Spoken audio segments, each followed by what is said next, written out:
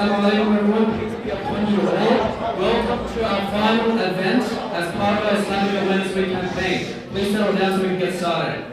So, to cap off the week long of events, we have our grand finale event, which is obviously a massive debate, where we'll seek to answer the question of does humanity need religion? Of course, this will be debated and discussed from a Muslim side as well as an atheist side, and we have 4 great speakers here today to help facilitate this debate and dialogue.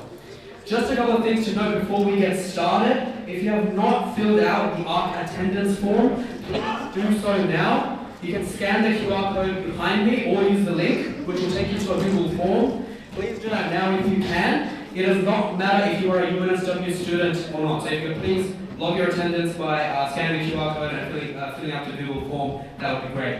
Also, just note, please refrain from calling out and interrupting speakers during the event.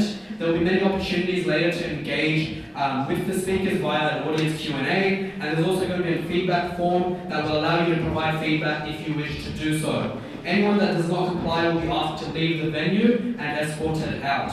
There are snacks and refreshments being served just outside the entrance of the theatre. You're welcome to grab anything at any time during the debate. However, please make sure to not be disruptive and keep the theatre as clean as possible if you are bringing food or drinks in here. There will be a dedicated break time later on to grab some refreshments if you need to. As for the schedule and structure for today's debate, we'll start with a short Quran recitation from Sheikh Junaid Ahmed, followed by a reading of the UN Declaration of Human Rights by Steve Marton. This will then be followed up by individual speeches from each speaker before we move on to the discussion segment. That will be driven by our moderator. After the discussion, we'll take a short 15-minute break, which will allow people to grab some refreshments and pray Isha Salah for those that wish to. We will probably, if you wish to pray, we'll probably pray in one of the class rooms upstairs. So be aware of that. And then we'll come back after the 15-minute break for the audience Q&A, which will be followed up by closing remarks and then the end of the debate. Now, with that being said, I'll pass it on to Junaid, who will be reciting a passage from the Quran.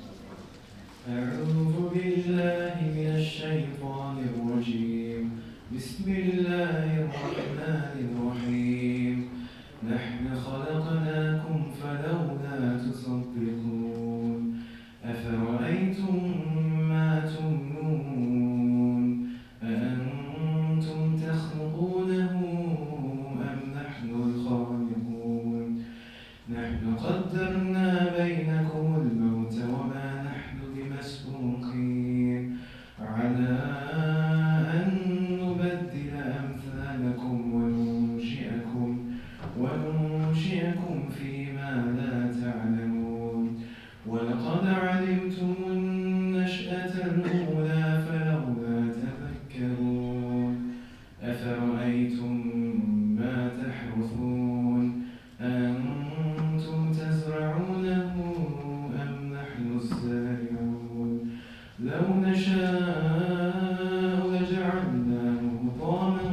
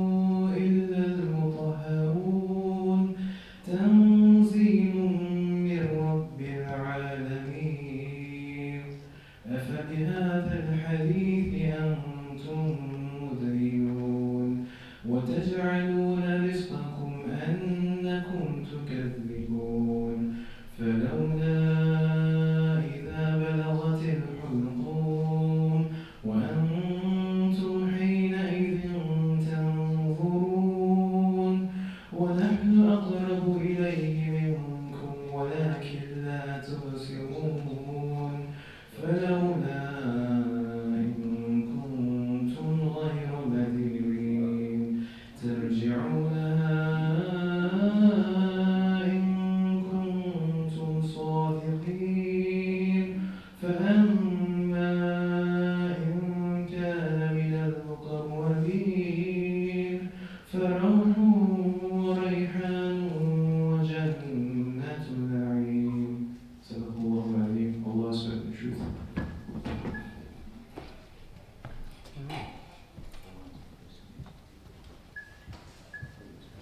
Alright, Jazakallah khair for that recitation, Junaid. Now I will pass it on to Steve Marton, who will be reciting or reading a passage from the UN Declaration of Human Rights. Thank you very much. The United Nations Universal Declaration of Human Rights, Article 18. Everyone has the right to freedom of thought, conscience, and religion.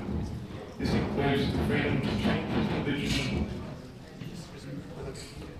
or belief, and freedom either alone or in community with others and in public or private to manifest his religion or belief in teaching, practice, worship, and observance.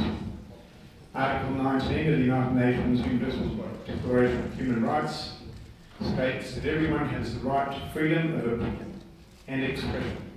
This right includes the freedom to hold opinions without interference and to seek, receive and impart information and ideas through any media and regardless of frontiers. Thank you.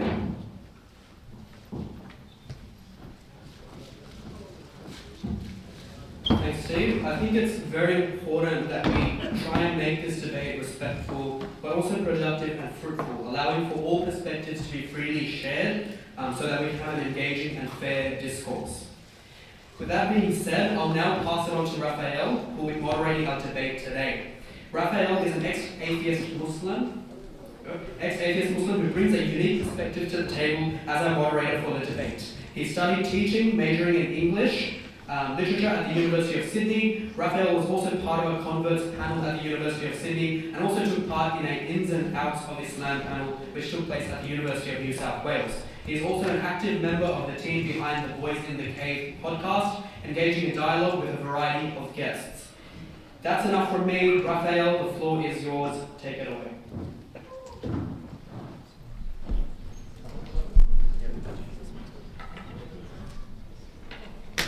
Thank you very much.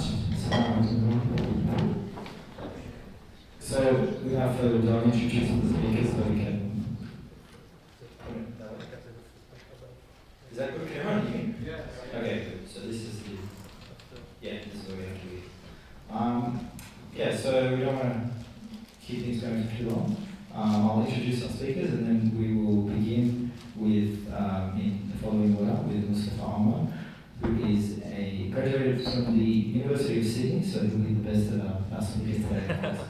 With a Bachelor of Science in Psychology, and he is currently completing his Masters in Islamic Studies at Israel. Oh, you completed it. Wow. Congratulations, man. Mustafa has delivered many dawah workshops, dialogue, discussions, and debates at the university settings around Sydney.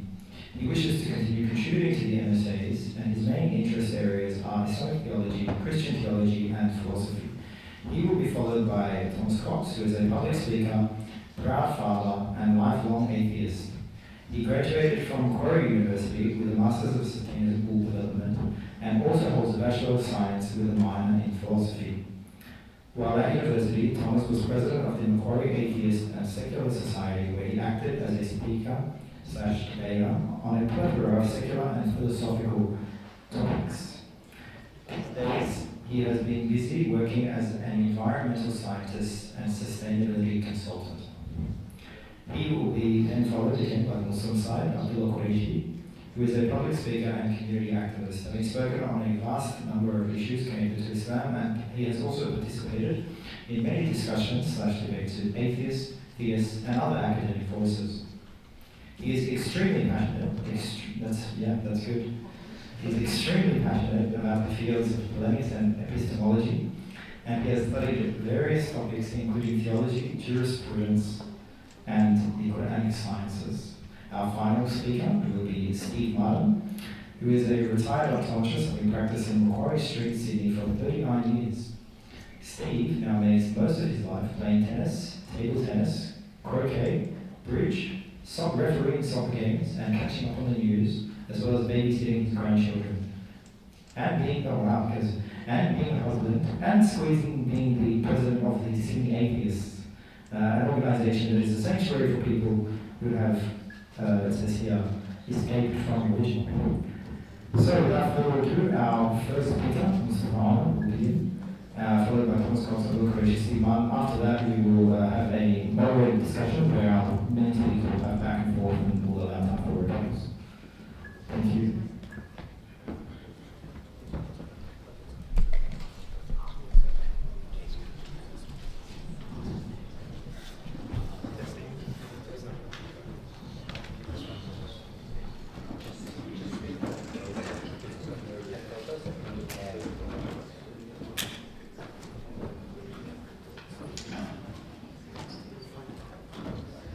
Hello. Assalamu alaikum wa rahmatullahi wa barakatuh. I greet you all with Islamic greetings, or may the peace and blessings of God be upon you all. As Raphael introduced, I am Mustafa Omar, and I'll be one of the Muslim partners in this debate. The topic of today is Islam versus Atheism. Does humanity need religion, or in this case Islam, as we're talking from the Muslim or from the Islamic perspective? Now, the word need in the sentence, does humanity need Islam, was a bit vague and it could be ambiguous for many. So I have defined what the word need is in my terms, according to my perspective. So something needs something if it serves a purpose or it fulfills a purpose. For example, I need a car because I need to go from point A to point B. So I traveled from my home to UNSW through the car or with the car. So I needed the car. The second point, or second way of defining the word need, is to acquire benefits. So I need food to survive. Otherwise I will starve and I will die to death. So I need food. So in that sense, food is a need that I have, that I need, and all humans alike need food, water, microphone. Without the microphone you would not be able to hear me properly. So I need these things in order to fulfill some type of function or role, and I'm benefiting from that, or you're benefiting from that. The third aspect is protects from harm or danger. So I would need to wear the seat belt when I'm driving the car, otherwise there could be an accident, a potential casualty, or some serious danger, such as injury. So I would need to wear the seatbelt when I'm driving or when I'm on the plane. These are just some examples for you to just understand what I'm referring to. So now, does humanity need Islam or Islam? Because Islam gives humanity a few things. Now, this is not an exhaustive list, so there's more than this. But these are some of the main things that I would say Islam is relevant to humanity and will always be relevant to humanity, and humanity needs Islam for these following things. Number one, ordained purpose in life. The purpose of our creation and existence can only be known through the Creator, not the creation. That's the first point. The second point, prescribe the law, code, and system of life for optimal for human flourishing. So, what is the best way that humanity can live and coexist? What is the best way humanity can live? That can only be given to us by our Creator. the third aspect, responsibility and accountability. Now this relates back to the fact that God has given us a purpose in life. So there's a mandate upon us, which means we are accountable and responsible to fulfill this obligation that is upon us from the Creator. Number 4 is paradise and salvation from the hellfire. So humanity needs Islam because Islam is the key to your salvation. It protects us from the hellfire and you can gain entry into paradise. Number 5, source of ultimate justice or judgment for all the oppression and wrong that has occurred in this world. So as Muslims we believe there is an afterlife, a day of judgment, for which all the oppression and all the wrongdoing and all the transgression will be rectified and justice will be served. The last one, source of hope and tranquility. This is for people who are suffering from hardship or from pain or difficulty, so that their struggles are not wasted. So that the struggles are not wasted but will be recompensed and rewarded for their hardship. Only Islam can give you that. So are these just religious claims? Now all the points that are made, they rely on 2 foundational, fundamental premises. The first premise is that God exists. The second premise is that God has sent down revelation, His message to humanity, and He has told us what we need to do. And has informed us of our purpose in life. Now, I would really want to make this clear. If those propositions are true, everything else follows. Everything else follows necessarily. Now, this is the main question that everything hinges upon. Does God exist? If we get this right, the rest is really easy. So, the first premise of this is whatever begins to exist has a cause. Second premise, the universe began to exist. The conclusion, therefore, the universe has a cause. For the first premise, whatever begins to exist has a cause. This refers to the logical principle of causality. That for every temporal effect, or for every effect, there is a cause. I really want to make this clear and highlight that this cause, or the principle of causality, is not known through experience, or is not known through science. Science cannot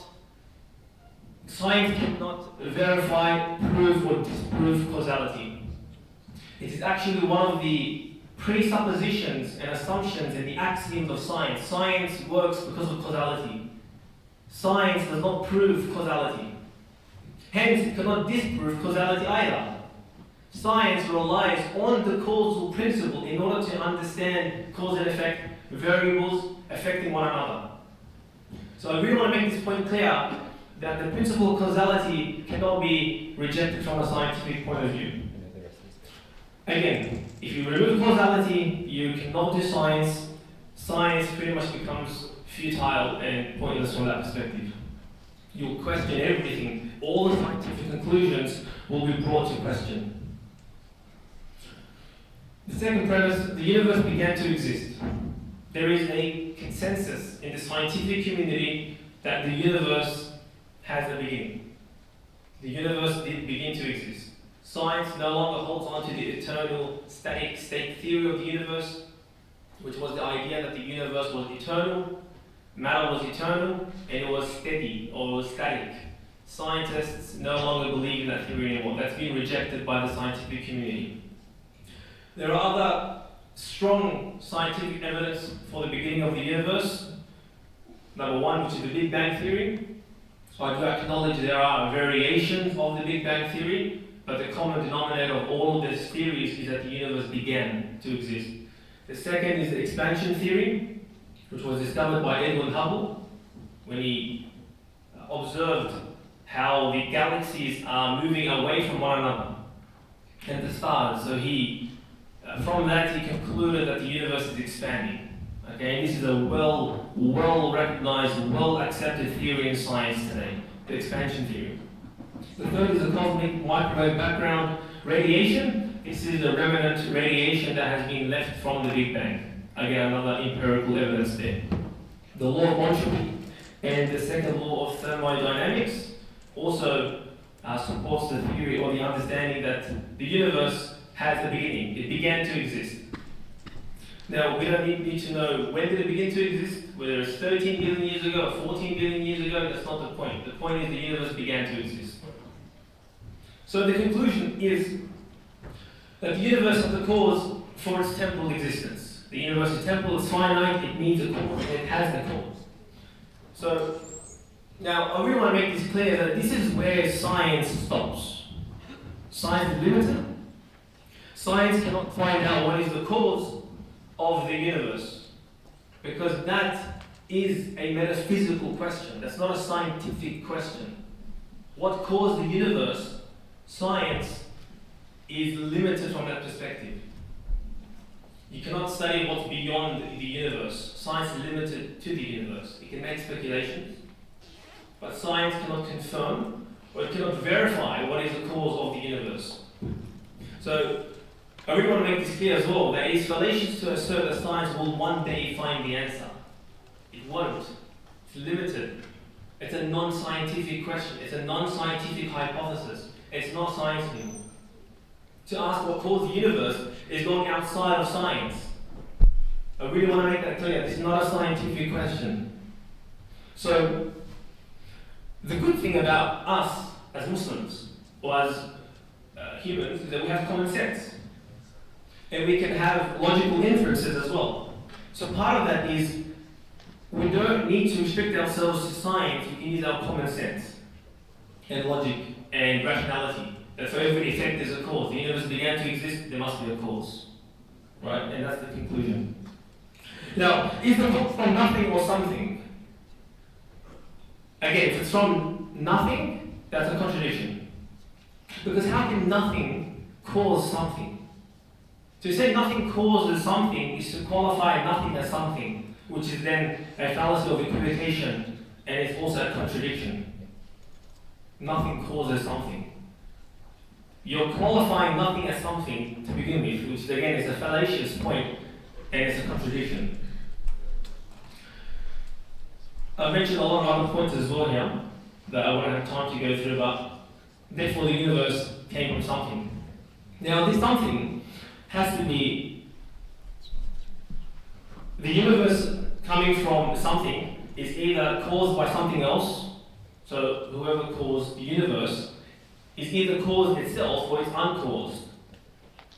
Now if you take the scenario that the universe is caused by something that is caused, then you can ask the question, what caused that thing that caused the universe? And you can keep asking the same question, well, what caused that thing that caused that thing that caused the universe? And you can keep asking the same question again, what caused that thing that caused that thing that caused that thing that caused the universe? Now that's what we call the infinite regress fallacy. If you keep entertaining the same question, what caused that, you end up with nothing. Nothing exists. Nothing exists. But the fact that we do exist, the universe exists, I'm here, you're here, is a proof that the chain of causes is finite. Which means there must be a first cause that is uncaused.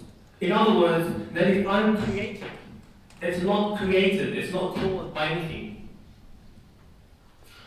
And that's the point of this slide here, that there must be a first cause. This is the only logical explanation for the existence of the universe. To further define what it means to be a first cause, is that it must have the following attributes to explain the existence of the universe. It must have a will, otherwise nothing would exist. If it doesn't have a will, you can't choose the universe. The universe would not exist. If you don't have power, the universe would not exist, because in order to have an effect or produce an effect, you need power. So the cause must be powerful. It also must have knowledge, because the universe is intelligible. Only intelligent minds can understand the universe. Intelligent humans can understand the universe. So the universe is intelligible, which means it's a reflection of the cause. The cause is also intelligent. It also must have life. If it didn't have life, it would invalidate all the other attributes such as will, power, and knowledge. It must have life as well. Now that's what we as Muslims and theists identify as God. That's what we identify as God. You may call it something else, that's not the point. The point is there is a cause, there is a first cause, and it is the cause of the universe. Now, God's message. Now, the second pillar of the argument is really that God has sent down revelation to humanity, to mankind, either through prophets, accompanying scriptures or not. So prophets may be given a revealed scripture, such as the revelation. For the case of Muhammad sallallahu alaihi wasallam, it was the Quran. He is the final prophet and messenger of mankind. He received a message from God. He delivered it to humanity. So humanity is the subject of the address of the message. And he received the Quran, and the Quran is also the message of God. So what does humanity need Islam? Our ultimate purpose in life, why we were created, why we're here, where we're going, what we're doing here, is all laid out by the Creator. The Creator sets the rules, the Creator sets the frameworks, not us. We have to follow and abide by the system by which God has created this universe, not us. We are the subjects of His creation, so He dictates how life is, how life will be, what we need to do if He has set a purpose in life for us. If He has, and He has, according to Islam. Number two, legislated prescribed laws, codes, and a system of life for us to abide by. Again, this is for the flourishing of humanity in line with our purpose in life. What is the most effective, the most optimal, the most efficient way for humans to live? That is set by the Creator who created us and who knows us more than we know ourselves. There is a responsibility and accountability that is upon us. How are we doing for time? Paradise and salvation. So if we pass the test of life, which is again part of our purpose in life, we are created here to know God, to acknowledge God, to praise God, to worship God. Part of that worshiping of God is living in this life, living with people, being good to people. That's part of worship as well. So we are here to worship God and to fulfill that purpose. And if we do pass the test of life, we get paradise. Otherwise, there is the threat of God, which is hellfire forever. Now, humanity's purpose in life, God has informed us of our purpose in this life, to acknowledge God and to worship Him alone according to His revelation or guidance. Again, there's a mandate upon us.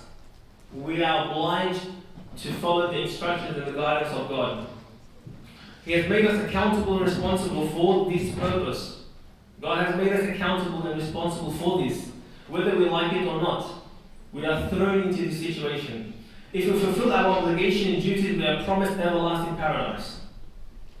If we reject and turn away, we fail from our purpose, we fail from our serving our function, our purpose in life, then we may end up in hellfire forever without escape. Therefore, it is in our best interest as humanity, speaking on behalf of humanity, to believe in and follow Islam to attain eternal salvation and refuge from the hellfire. So that's a refuge, not refugee. Why should humanity follow God's laws? God has the totality of knowledge. He knows what is best for His creation. Humans, on the other hand, are finite, limited in their knowledge and wisdom. We are often vulnerable to our desires, self-interest, subjective opinions, biases, and susceptible to social pressure and influence. God's laws and prescriptions are based on His perfect knowledge, wisdom, justice, and mercy. God's laws are therefore best fitted for humanity, collectively speaking, not individually, collectively speaking, and its optimal flourishing. For the optimal flourishing of humanity. Therefore, humanity ought to follow God's laws, i.e. Islam. So, does humanity need Islam? Yes, humanity needs Islam for the following reasons. Number one, to fulfill the purpose of life, do what we're supposed to do what we're supposed to be, what we're supposed to be created for. Okay, if you remove Islam from the picture, if you don't if you don't do what we were created for, fulfill the obligation, the duties, we fail our purpose in life. Number two, to follow God's prescribed laws for the flourishing of humanity in the most effective and optimal way. God is the best decider, the best judge, and the best ruler. He's the best sovereign, not us. God knows and we don't know. To fulfill God's obligation and duties in order to pass the test of life. So we need Islam for that. To attain paradise and refuge or salvation from His punishment and everlasting hellfire.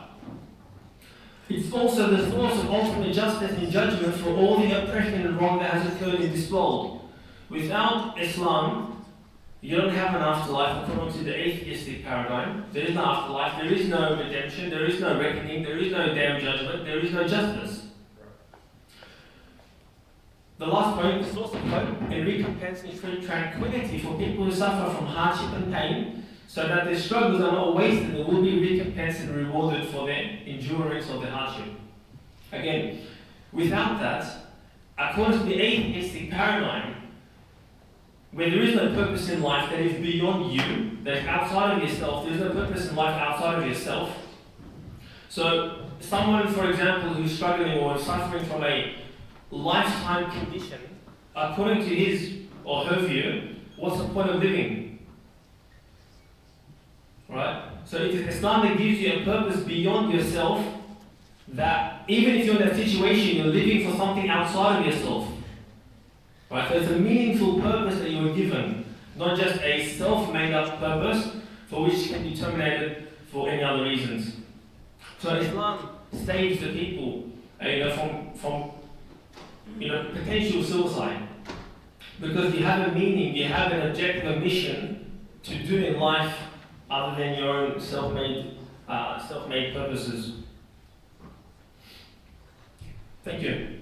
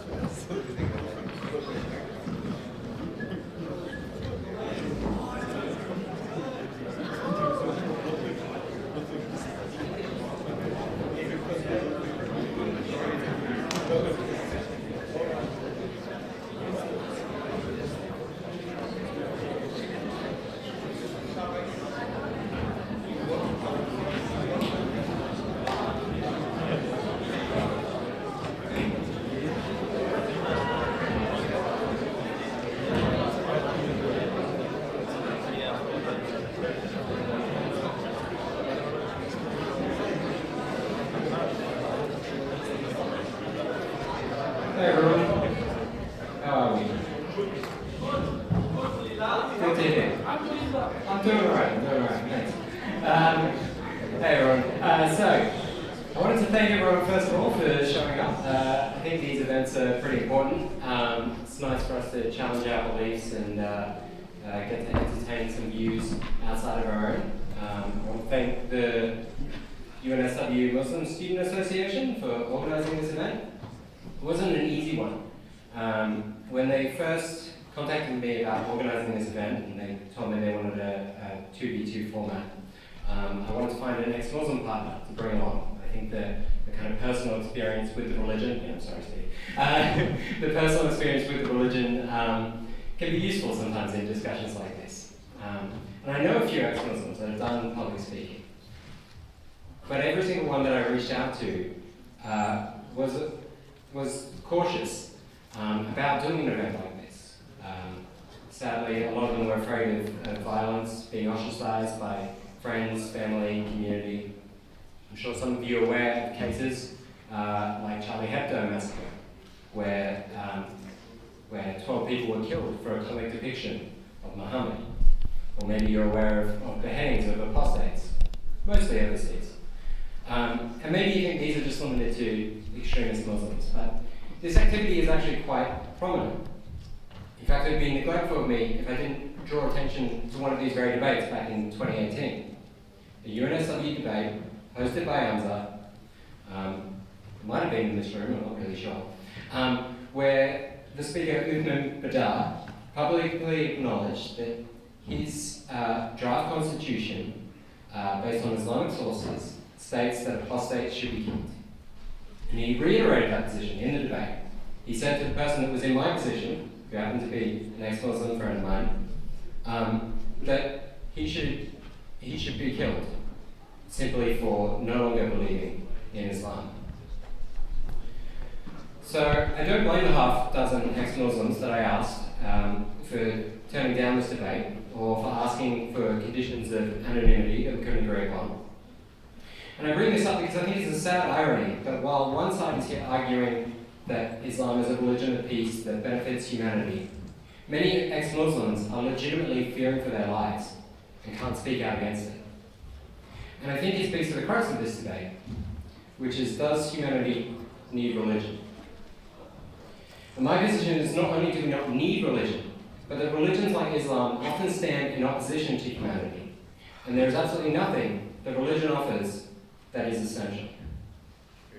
Over the course of this debate, Stephen and I will look at Islam in its totality and the things that are unique to religion.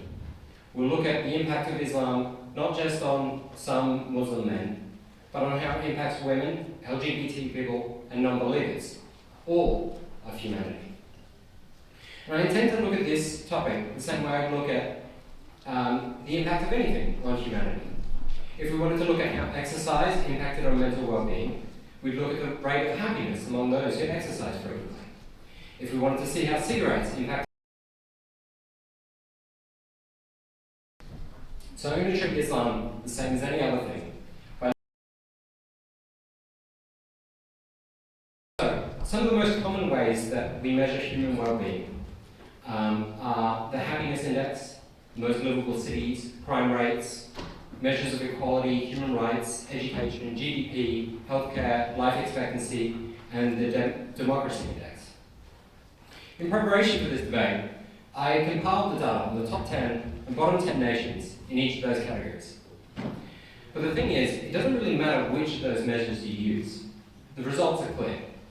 And that is that a lack of religion correlates strongly with a thriving humanity, whereas Islam correlates strongly with low outcomes. Out of all 10 of those criteria, do you want to guess how many times a majority Islamic nation reaches the top 10? Out of 100 potential positions, how many do majority Muslim countries fill? Anyone want to guess? Zero is close, but it's not zero. I'm going to give them a few. I looked at all the data. 4 times out of 100. Qatar ranks 7th in GDP per person, and Qatar, Oman, and the United Arab Emirates are all low on crime. Interestingly though, many of the worst 10 nations in those categories are majority Islamic. Majority Islamic nations are 9 of the 10 worst nations by gender equality, 8 of the 10 worst nations by human rights, half of the least livable countries, half of the least educated, and the least democratic. Now, if Islam really was a benefit to humanity, wouldn't you find that logical? And if we look at the contrary, majority non-religious nations are 100% of the top livable cities, 9 of the 10 best nations by human rights, democratic index, happiness, and healthcare, 7 of the top 10 by life expectancy and gender equality, and literally none of the worst 10 nations in any of those categories, with one exception, North Korea, not a particularly democratic nation. I think we can recognize that atheism isn't the issue there, hopefully. So majority non-religious nations take 74 of the 100 best positions, and Islam takes 4. Now, I'm not saying that if Islam was a benefit, it would take every position. But if it did provide a tangible benefit, why can't we see it? Why is it that Islam is massively underrepresented, given its population, and non-religion is massively overrepresented in terms of humanity's positive outcomes?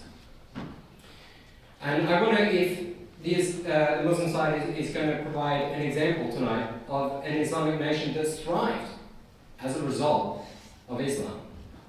Iran certainly wasn't perfect prior to the Islamic Revolution, but introducing Islamic law just a few decades ago certainly hasn't helped. If anything, conditions have worsened. To me, this relationship is hardly surprising.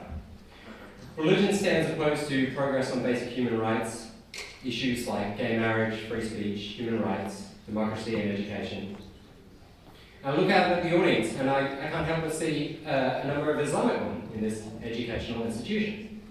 And I think that's really great to see, but I can't help but think back to Malala, who was shot by Muslims for speaking up for women's rights to education in Pakistan.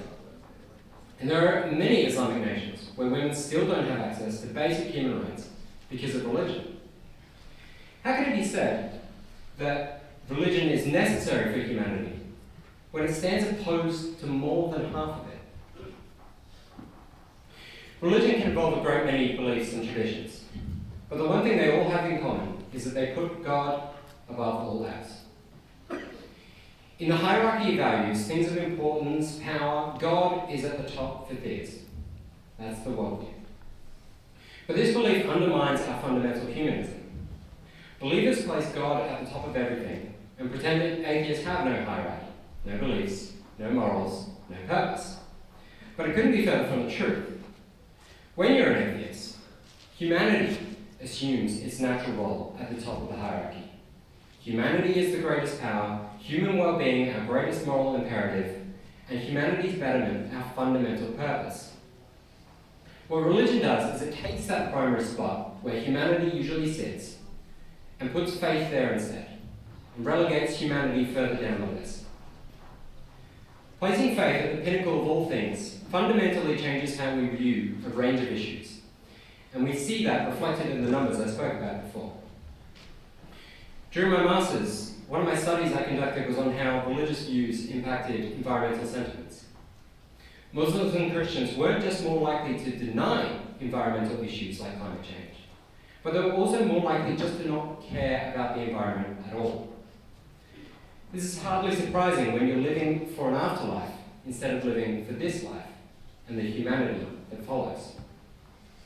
Faith absolves you of responsibility because you believe that the future of Earth is predestined, part of some greater plan, rather than something you're actively involved in and responsible for.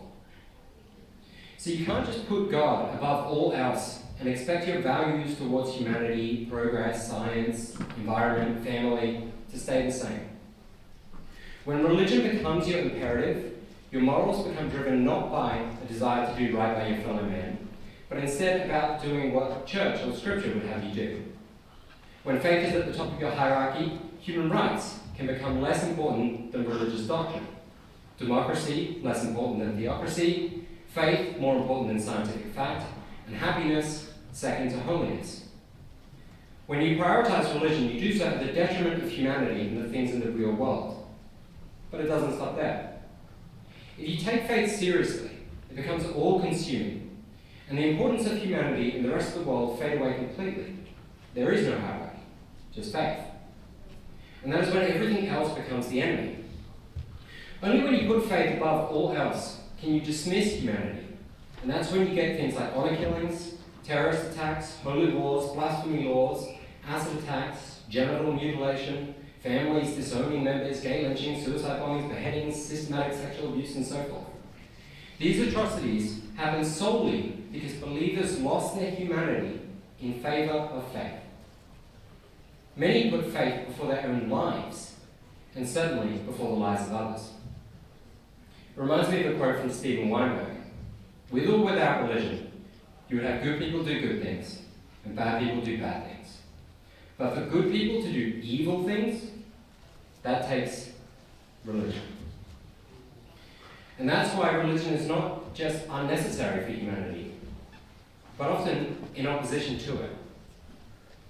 Now, Mustafa talked about how, well, he talked about a lot of things, but the Kalam is something that we'll have to get back to later. That's a whole separate debate topic, I would think. But he talked about how religion can give hope, purpose, and laws. And I suspect we'll hear a lot of examples like that. Some anecdotal examples of where religion has helped some people in some places some of the time. But the thing is, I can recognize those elements, those examples. I can recognize that for some people, they get a sense of purpose from religion. I've had people come up to me and tell me that if it weren't for religion, that they would rape or kill people. And for those people, stay fierce, please. I think in those cases, religion has been a benefit to humanity. But the debate question isn't, can religion be a benefit to some individuals? The question is religion necessary for humanity? And the answer is an overwhelming no.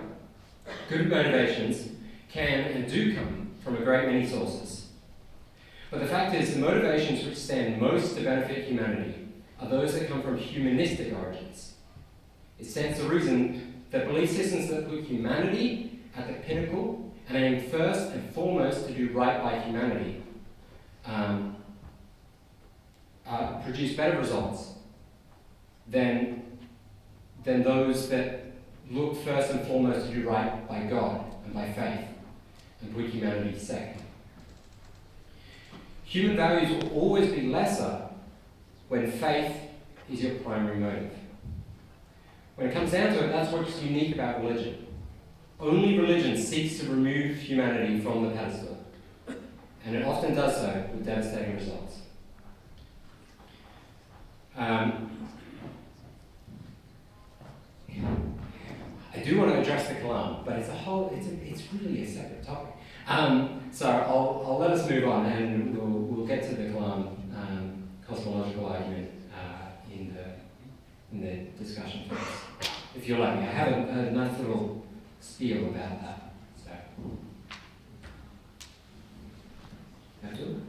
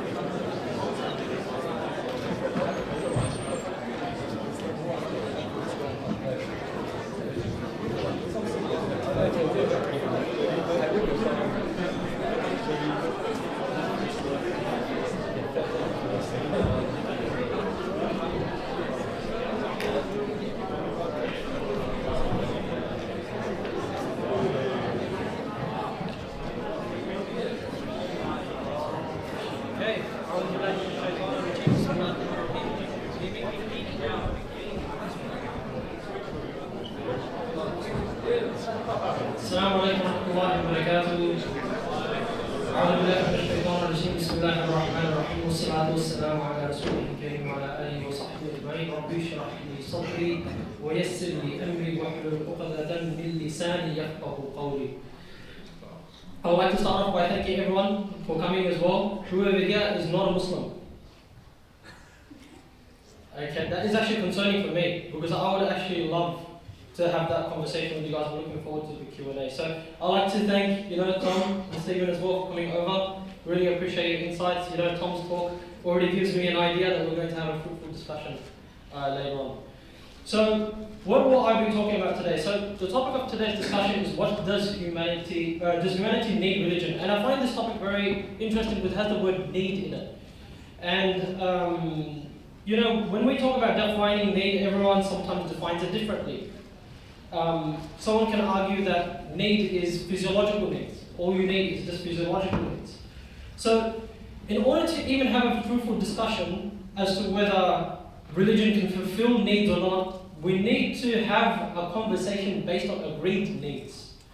If we disagree on what human beings need in the first place, then the next question doesn't come altogether. We're just going to be having a discussion about what humans need. So that is why, I can give an example for this as well. For example, if someone says that you need water, okay, I need water, why do you need water? As I need water in order to live. But someone can say that, but why do you need to live? No, you don't need to live. Yeah, so, and then someone say that, no, I need to live because, the purpose of living is to live. And then they say, but you can also ask the question again, but is there even a purpose for us? And that's what we're going to be doing. We're going to try to bring our conversation back to first principles. Because in our experience, talking about this topic of does humanity need religion, a lot of times it's discussed in a manner of pragmatic benefit. That does following a religion or believing in God, does it bring us pragmatic benefit? Now personally, I have a bit of a problem with that stance because it comes from an egotistical point of view, in my opinion. It assumes that we should only follow something if our profit margins go up. We assume that we are completely independent and we don't depend on anything at all. That's what the presupposition of that position is. So therefore, we're not going to be going into micro needs, different policies, different rulings, things like that. And I would encourage our atheist friends also to have a conversation along the same lines, because really having conversations on first principles is much more interesting and fruitful for our audience, which is you guys. So I'm going to be talking on something that we agree upon. I am confident that our atheists, fellows over here, do agree that humanity, they need a purpose. Why do we agree that humanity needs a purpose? Now, if we reflect upon our human nature, we are purpose-driven creatures. If you wake up this morning, you do so because you have a purpose. If you go to work, you do that because you have a purpose. Even the atheists that came here today, they wouldn't have come here if they didn't have a purpose for coming. So we are human, we are purpose-driven creatures. We can't escape that. But the question we should ask is, under the atheist paradigm, under the atheist explanation of the cosmos, the universe, everything around us, do we have a purpose? Do we actually have a purpose? Now, what gives something purpose in the first place? What gives something meaning in the first place? Now, what gives it meaning is an intention behind it. So what do I mean by that? Let's say you have a word which is written down somewhere. The English language, we always talk about what does a word mean. If something is just an accident, if it's just a squiggle, then it doesn't have any meaning. It doesn't have any intention behind it. But when that same squiggle is done in a certain shape, we ascribe meaning to it. There is purpose behind it. Now, under the atheist paradigm, there is the universe was not created intentionally. There was no intention behind the universe. It's just an accident. And the accidents don't have a purpose behind them. The only way we can really escape from this idea, and this is not an idea which I have come up with, this is formally known in philosophy as well, under different philosophers such as Nietzsche, they call it nihilism. What is nihilism basically? Nihilism is the belief that all values are baseless and that nothing can be known or communicated. It is often associated with extreme pessimism and radical skepticism that condemns existence itself.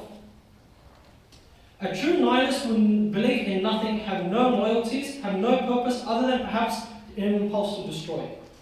So if our existence does not have any reason behind it, if it does not have any intent behind it, then there is no purpose behind our creation, our existence. It was just an accident, just like spilled milk. If someone just spills milk, there is no intention behind it. Someone just does life. It's just something that happens. We just exist for the sake of existing by that point. Now, one thing I have to give credit to, and I'll be very specific over here, this is not only atheists. Sometimes we assume that atheists and liberalism and other like deontological ethics and everything like that, they associate that it's necessary for you to be an atheist in order to be that. This is not true. So that's why we're going to be focusing primarily on atheism itself, not other ideologies like liberalism or utilitarianism, although I'm pretty sure the conversation will go along that line anyway later, which we'll have a discussion on. Now, philosophers such as Nietzsche at that time, they did want a way to patch this up. They wanted to know that there is a way that, because human beings, like I said, they are motivated by purpose. If you don't have a purpose, there is no reason for your existence. It's quite a very, very dark place to be in, if you believe that you just exist without any purpose. So people try to patch this up in different ways. One of the ways that the atheists put forward is that you try to make up your own purpose. That you should make up your own purpose. Now, Alex Rosenberg, in his book Atheist Guide to Life, he says, purpose and its apparent aboutness are illusions created by introspection. Which means what? Whatever purpose we come up with, it is, as a fact, illusion.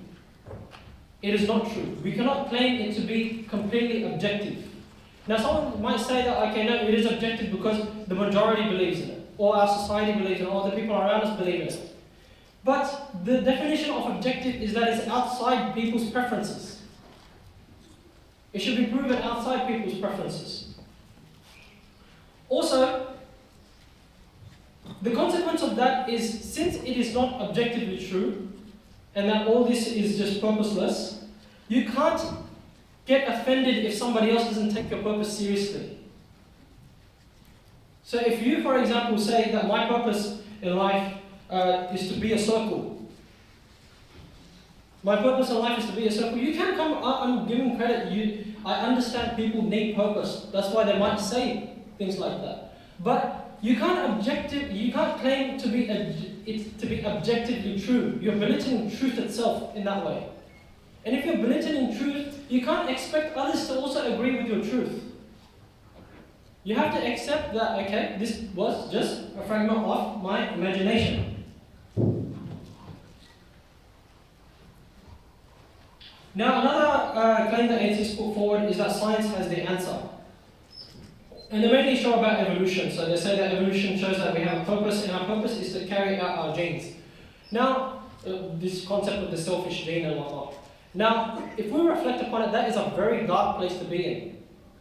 Because what are you in the end of the day then? You're just a machine for your genes. That's all you are. You're just trying to carry on your genes from you're a disposable machine. The genes are meant to carry on. You're just there just to dispose of it. You don't even need happiness, you don't need purpose, you don't need sadness, you don't need anything at all to carry on your genes. You're just a disposable machine for your genes. The other idea is that is of humanism. So people say that, okay, don't worry about purpose at all. Let's talk about value. Let's see if we're valuable. Now, let's be honest with ourselves. Under the atheist paradigm, what are we fundamentally? We are an accident. So that if I ask you guys, this cup over here, under philosophical naturalism, so if you say these are all parts of nature, what is the difference between this and me? I'm just accidentally a consequence of different matter put together. Why do I have more value? So people say that, oh, okay, no, you have more value because you have consciousness, you have more value because you feel pain and pleasure and whatnot. But these are we're just being sentimental at this point. It's just a sentimental thing. Under the atheist paradigm, there's no need for you to be sentimental. Because the truth of the matter is that all of us are made out of the fundamental same building blocks. This is the true consequence of there being no God. So when we look at this, we say that this worldview has severe implications. And that is that it strips us of our own humanity. It does not make us human anymore. So the question someone might ask, why then, if this is the logical conclusion of atheism, this is that we have no value, we have no purpose, how come people hold on to purpose? Well, in Islam we have an explanation for that. God created all of us, and He created us with a primordial instinct, with a certain nature. That nature compels us to feel like we have purpose. It does not make us satisfied with this idea that we do not have purpose. So it is a way of putting yourself in a dilemma where you can't escape from this idea. You can't escape from this idea that there should be a purpose behind the universe. And I'll finish off with this, and we'll talk about further in the discussion. I'm just conscious of time at the moment. Richard Dawkins said in his River Out of Eden book, if the universe was just electrons and the selfish genes, meaningless tragedies like the crashing of this bus are exactly what we should expect, along with equally meaningless good fortune.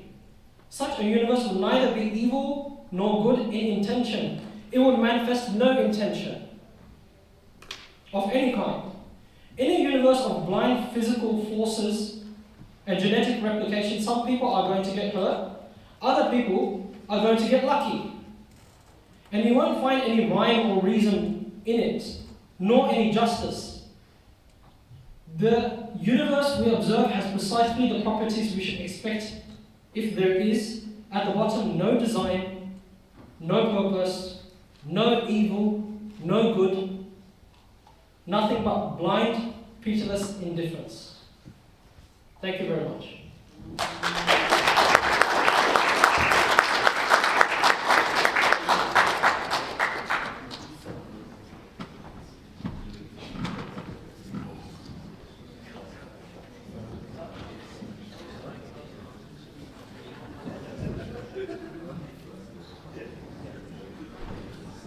Assalamu alaikum.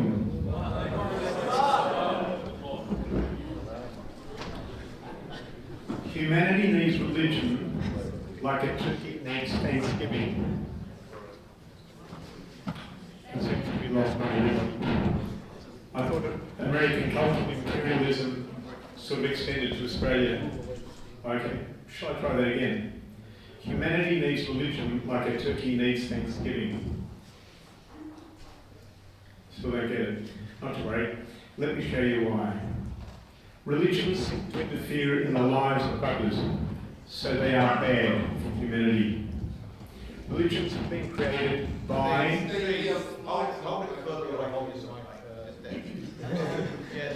Hold it down, talk over it. How's that, guys? Yeah. Shall I start again?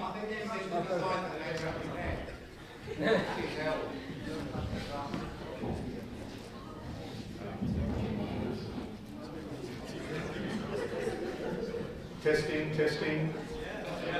Wonderful. I don't even have to hold it anything.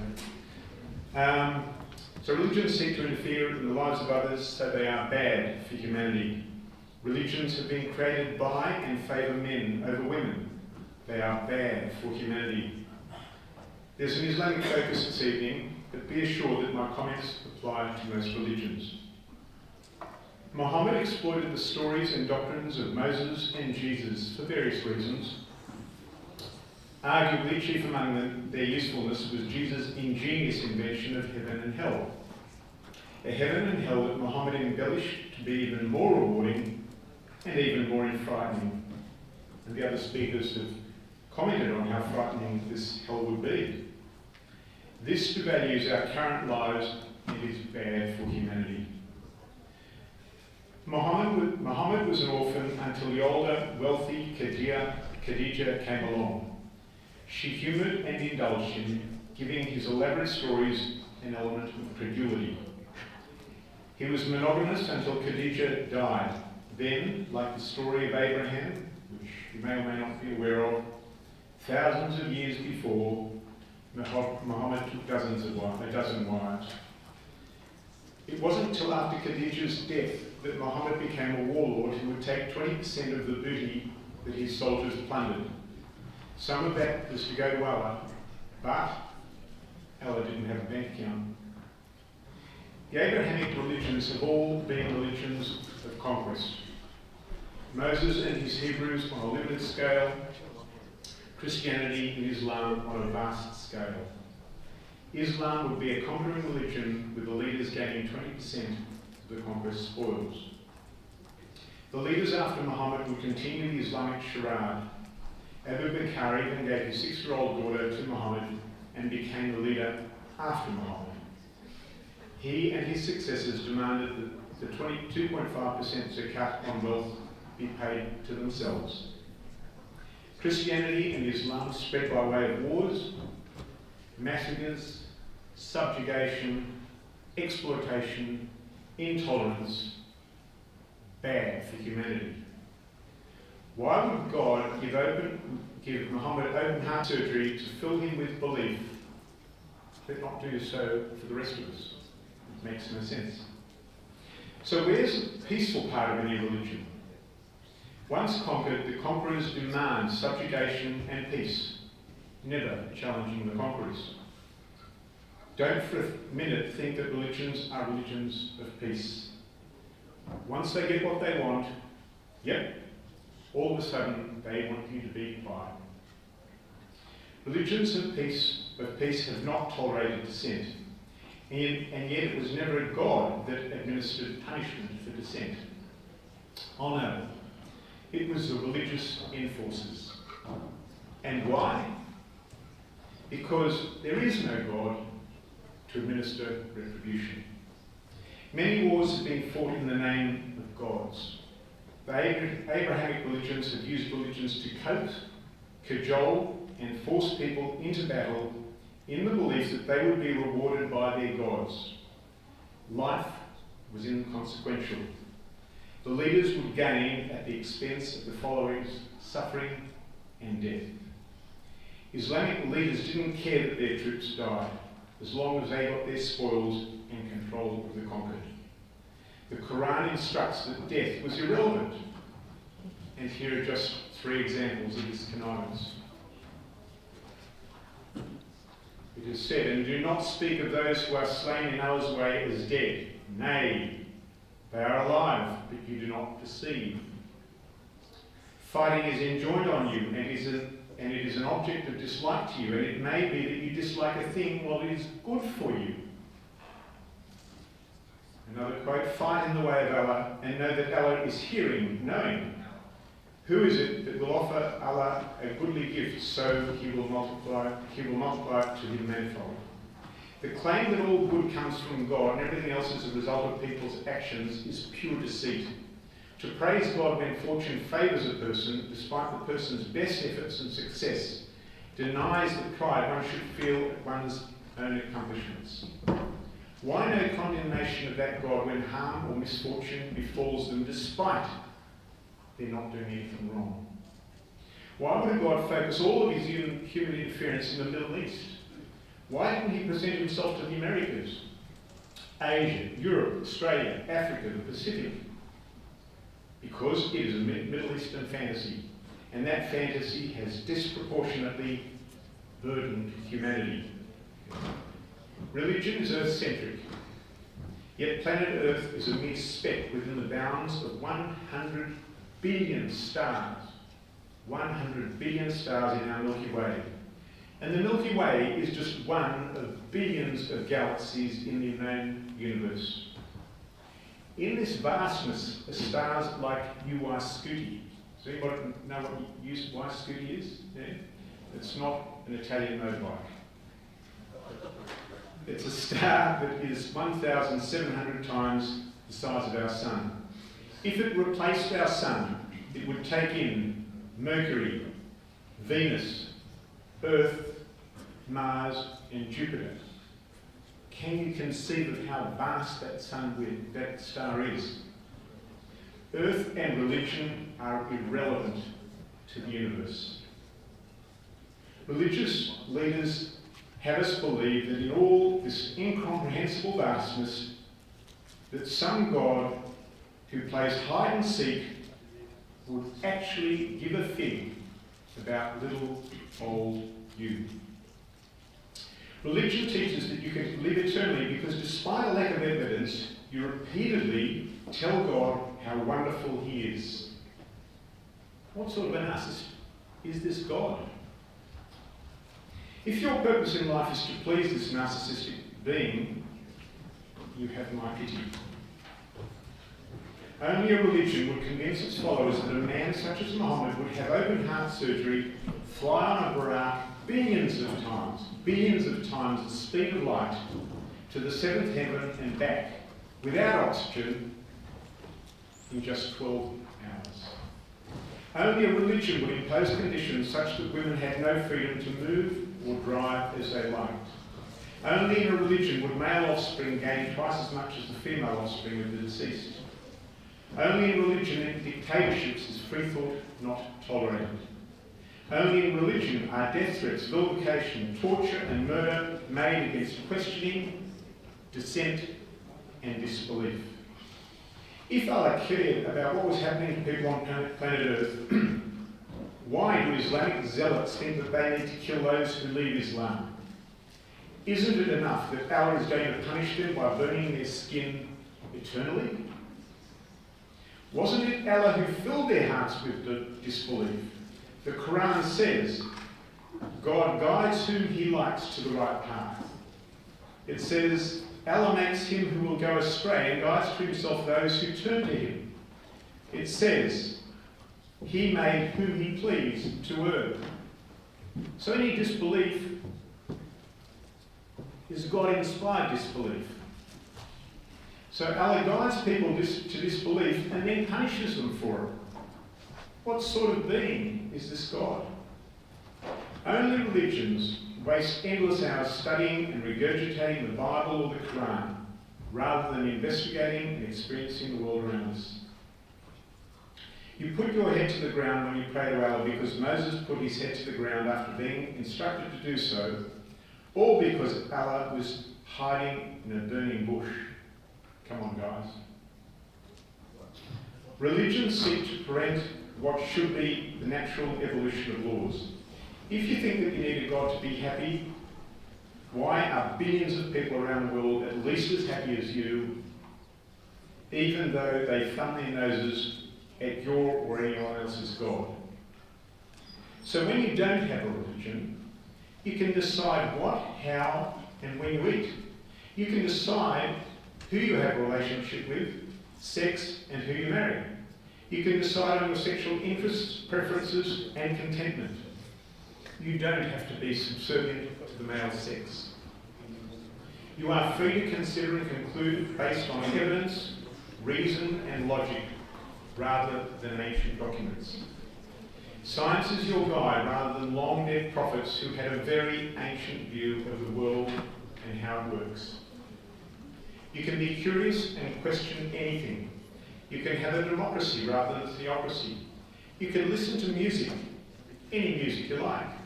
You can have a sense of humour without religious impairment. Your family won't disown or kill you for doing something that goes against your religion. Your hymen won't define you. You won't have to fear eternal burning because you ate a pork chop, had a glass of wine, cursed God because of distress. You don't have to have a persecution complex because God hasn't favoured you, even though others have done well. You can understand that evolution has taken billions of years, that stories like Adam and Eve are pure fiction. You can understand that humans did not live for hundreds of years. You can understand that women did not give birth when they were hundreds of years old. You can be cynical that the father of the Abrahamic religions, who left home at age 75, had any basis in fact. Without religion, your understanding that life is limited and precious enhances the value of life itself. It makes you think before you or your family fight other people's battles. And it makes you think before you die for any cause. Of course, humanity doesn't need religion.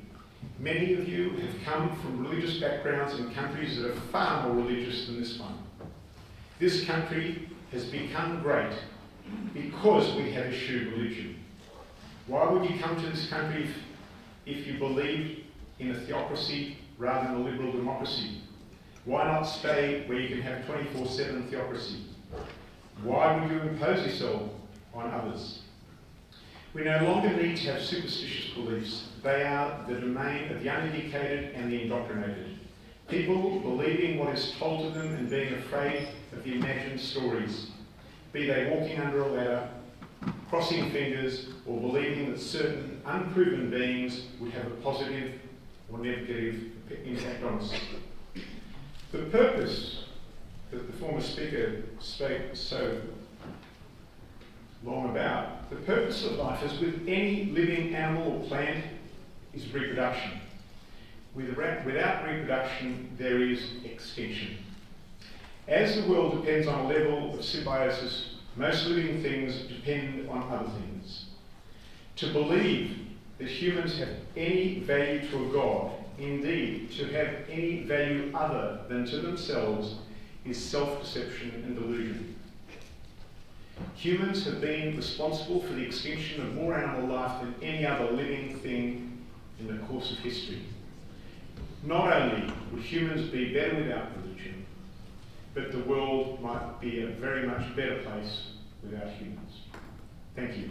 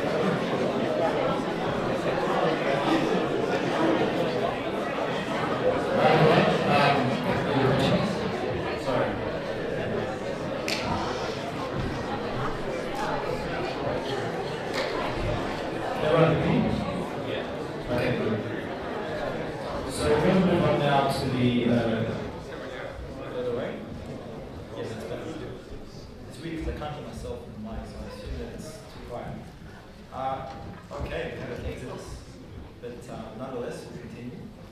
The next part of this will be a moderated discussion. Ideally, I will have to do as little moderating as possible, and I'll let our speakers discuss, debate, and rebut amongst themselves. I'll hand it over to them, and I'll be immediately trying to serve as a sort of guidance center. How are we going for time, by the way? How long do we have for this portion? We're good. That's how much time we have. We'll leave that to the I don't want to be you all night. Yeah, that's it. So, without further ado, I'll let Thomas, you have a very specific point that you want to bring up first. So I'll let you bring up that one. We'll try and keep responses to a couple of minutes, but if it's flowing, then that's okay. And then I'll let Mr. Speakers respond. So we spoke a lot during those talks about kind of non-tangible parts of religion, things like purpose, the origin of our universe and our lives. I was just wondering if you had any answer to my question that I asked in my talk about an example, a tangible or measurable example of either a nation converting to Islam, majority Islam, and thriving as a result, or some type of measure of humanity's benefits as a result of Islam, rather than just these intangible things.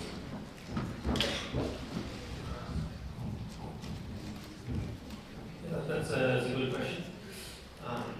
So with your speech, you did, I guess, give examples. You cited examples of, the Muslims and some of the atrocities that Muslims would do.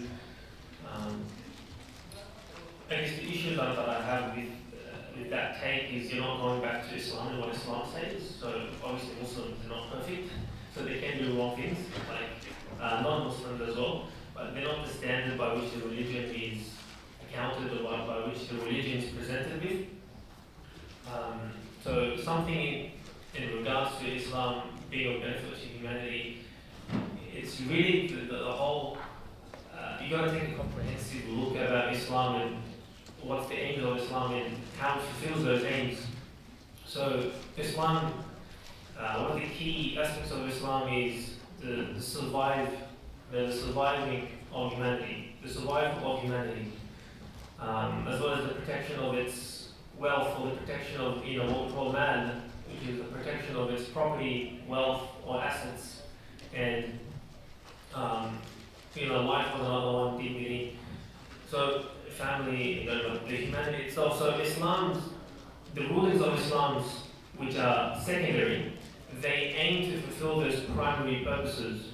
And for example, if you were to go back to hundreds or a few hundred years ago, where Islam was actually the main religion, or rather Islam was what we call the golden ages of Islam, if you've come across that way. Islam was actually at the forefront of humanity, civilization, progress, technology, science. Islam and Muslims were actually at the forefront.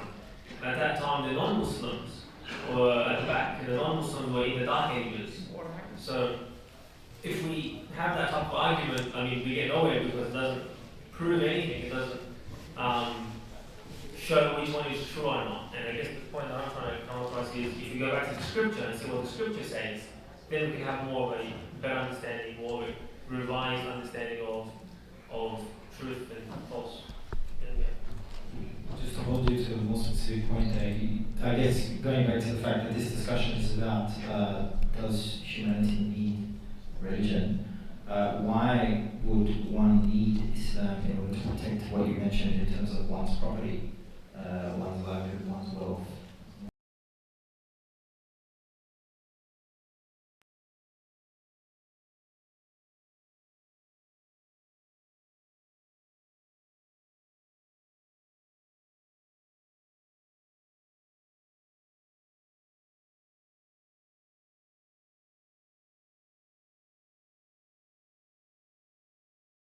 A process of trial and error and trying to think what's the best thing for humanity. And it's fallible from that perspective, whereas if it's ordained by God and it's divinely revealed by God, and these are what's best for humanity. Commands are based off His mercy, in His justice, in His knowledge and wisdom. So we trust in God's commands. So it would be the best for humanity. Humanity needs Islam because Islam is the best way to live for humanity. His knowledge is perfect. In what He has laid down and legislated for humanity is the best way. Would you like to respond to the point specifically? Only very quickly. Wealth and dignity in the family. Like I mentioned in my speech, Qatar does quite well in terms of wealth. But there's a lot of non-religious nations, in fact all other 9, that manage to protect wealth without Islam. So the question then becomes, is it Islam that's really responsible for their wealth or something else? And you mentioned dignity, family, justice, mercy, trust, and these are more kind of buzzwords that you can throw out. But the real question I'm trying to get at is, that all sounds very good, but is there anything measurable?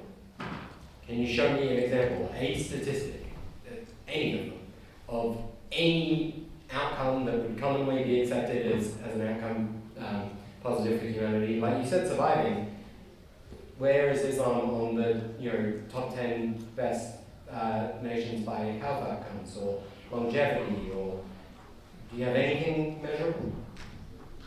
Just to, I remember that I was saying of your speech, and I wanted to ask you in response to that, some people would obviously mention the fact that how many of those nations that you mentioned in the top compared to, was it GDP or was it HDI that you were referring to in terms of, was it living standards? Human development index? I mentioned 10 different measures. 10 different measures, okay. Yeah, the top 10 okay, from yeah. 10 different so measures. from 10 different measures, including the aforementioned. The question that people might have is how many of those countries were colonized or allied to colonial powers, and how many of those countries were exploited by or occupied by foreign nations at some point in the last 20 years.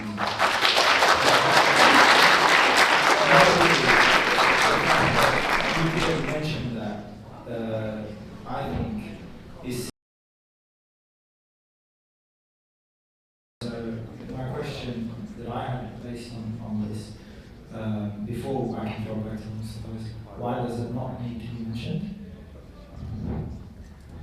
I think it does warrant being mentioned. So there's obviously other factors at play, right? There's a lot of wars going on in the Middle East.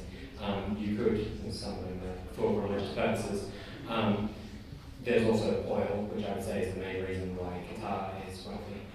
So there's a lot of these other factors at play. It's obviously not just religion. I've never said that religion is the sole determinant of any outcomes. In fact, I mentioned in my speech that I'm not saying that if Islam was beneficial, it would top the list in every single category.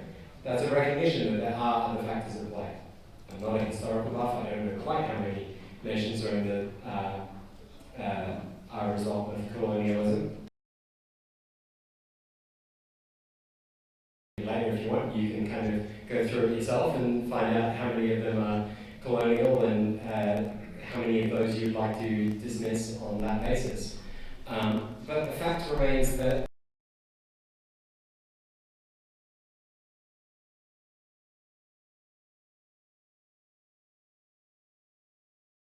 nations struggling on these basic measures of human well-being. It was a very decisive bias in favour of non-religious nations thriving and religious nations, particularly Islamic nations, not doing well on these measures of humanity. And one of the answers to the question that I asked in my speech, if Islam is so good for humanity, why do we not see them thriving? One of the reasons is because of colonialism. And I'm happy to admit that. But if that is the explanation for all of it, which I don't think it is, then where is the bit that you can measure where you can say, okay, well, this nation does this poorly because of colonialism, but these are the benefits that they've got from Islam. Surely there's an example, a measurement, somewhere, in some category, any category, where you can say they've had this benefit because of Islam. Maybe they've got some negatives, maybe they've got some other positives, like the resources that they happen to be based on. But there should be some kind of general relationship that you can point to towards Islam and well-being, and I haven't seen that. I've heard these general things about purpose and laws and stuff like that, but I haven't seen anything tangible or measurable.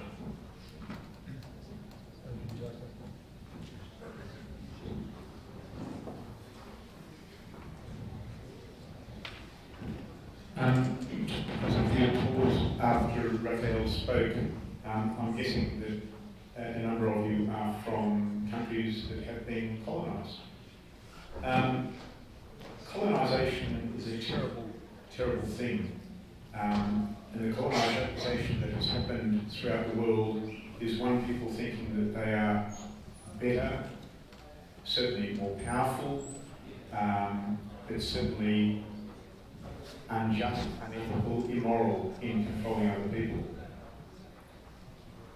There have been Islamic empires, there have been Christian empires, there have been Mogul empires, there have been all sorts of empires. None of them are justified. They're all wrong.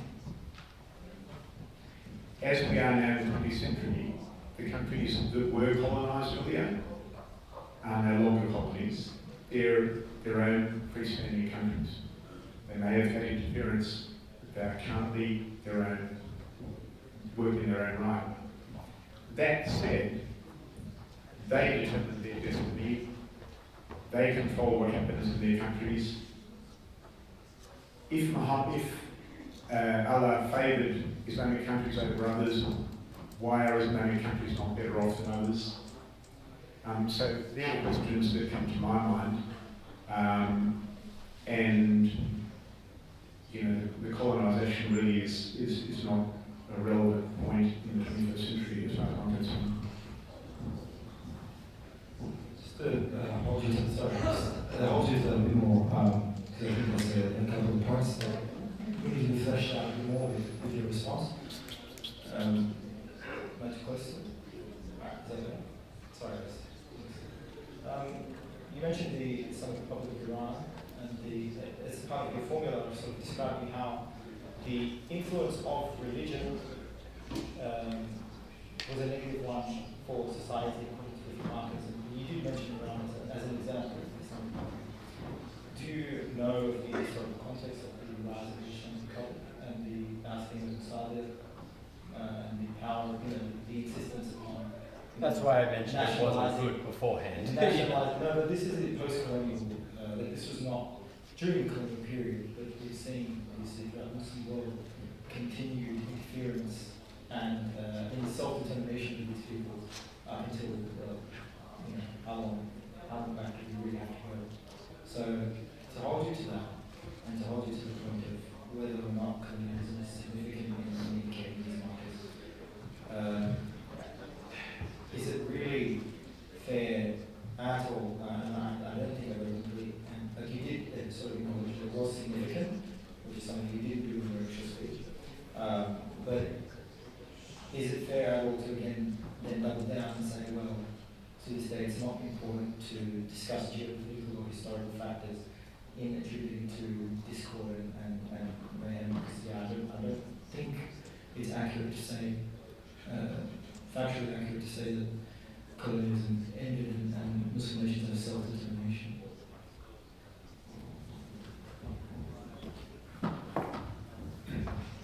I'm not quite sure where you stand. You seem to be making an argument where you're supposed to be moderating, so I don't really understand where you're coming from, because I wouldn't have thought that was your role. There is not colonialism now, there is young reference to colonialism, and the colonialism isn't just in Islamic countries, it's in all parts of the world. I think colonialism is despicable. But there are countries that have been colonised all over the world, I don't think it's pertinent to whether,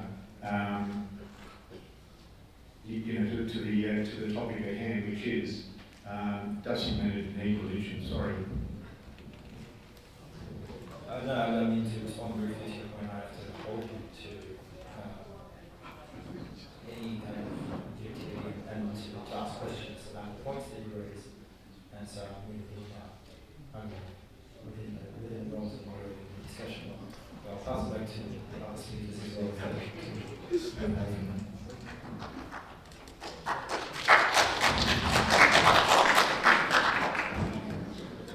Just a couple of points on what Thomas mentioned regarding the statistics and the data that he collected. So I just wanted to know, like, how does that relate to atheism per se? Because the topic is about religion and atheism. So those benefits or those measurable, tangible benefits or those aspects that he mentioned may not be correlated with atheism. It could be with religion, other religious countries. So other countries that form the majority of a religion. Could be the reason for that. So I'm just struggling to understand, how does that say anything about atheism? And the other point that I wanted to mention was, currently Islam is not being practiced or implemented wholly, comprehensively. So, for the benefits of Islam and the measurable, tangible effects to be realized or come into reality. So, that would be the reason, again, that could be because of colonialization as well. For why Muslim countries are the way they are, that could be a reason for that. But again, if you go back to history, when Muslims did rule the country or the region at the time, Muslims were the best, and Muslims were at the forefront of everything. And Muslims were, as I mentioned, and I give the reference of the Golden Age, we were ahead of humanity. The rest of the world looked up to Muslims, and again, Muslims were at the forefront of technology, science, discovery, invention, morality, ethics, and all of those good stuff. So, because the Islamic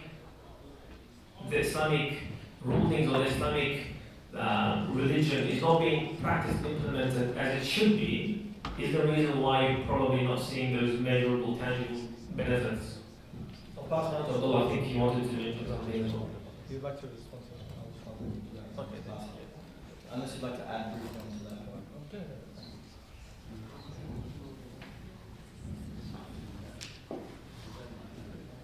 Just a couple of points there. Mustafa.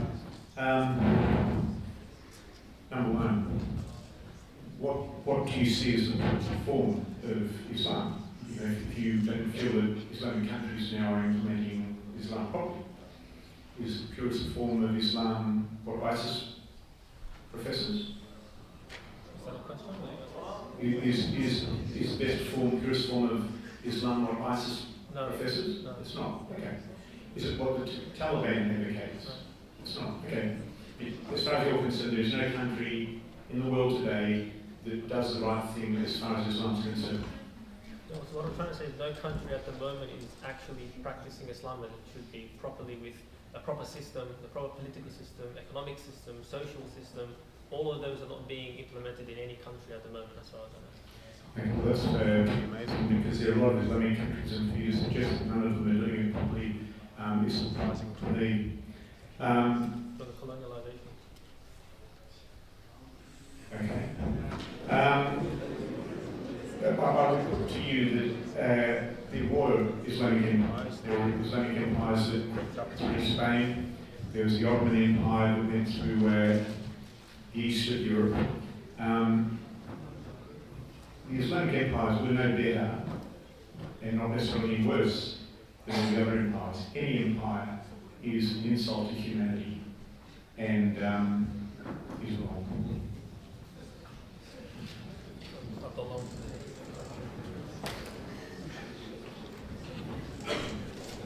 Thank you very much. I think this is the first time I've done my session. So, thank you for that. Look, a few things I would say that I would agree with Tom and Steve actually.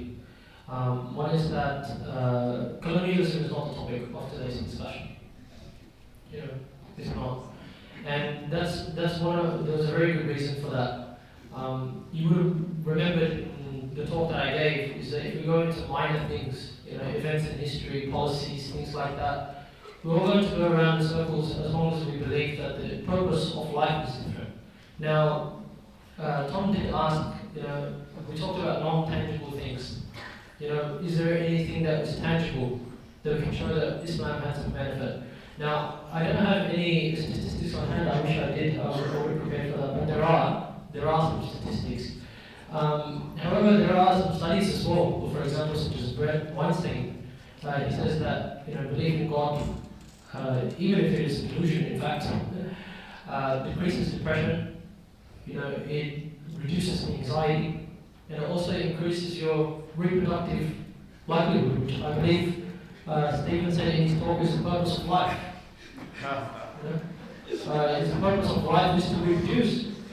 So if the purpose of life is to reproduce, based on that, even if believing in God is a delusion, we should believe in God. That's the conclusion.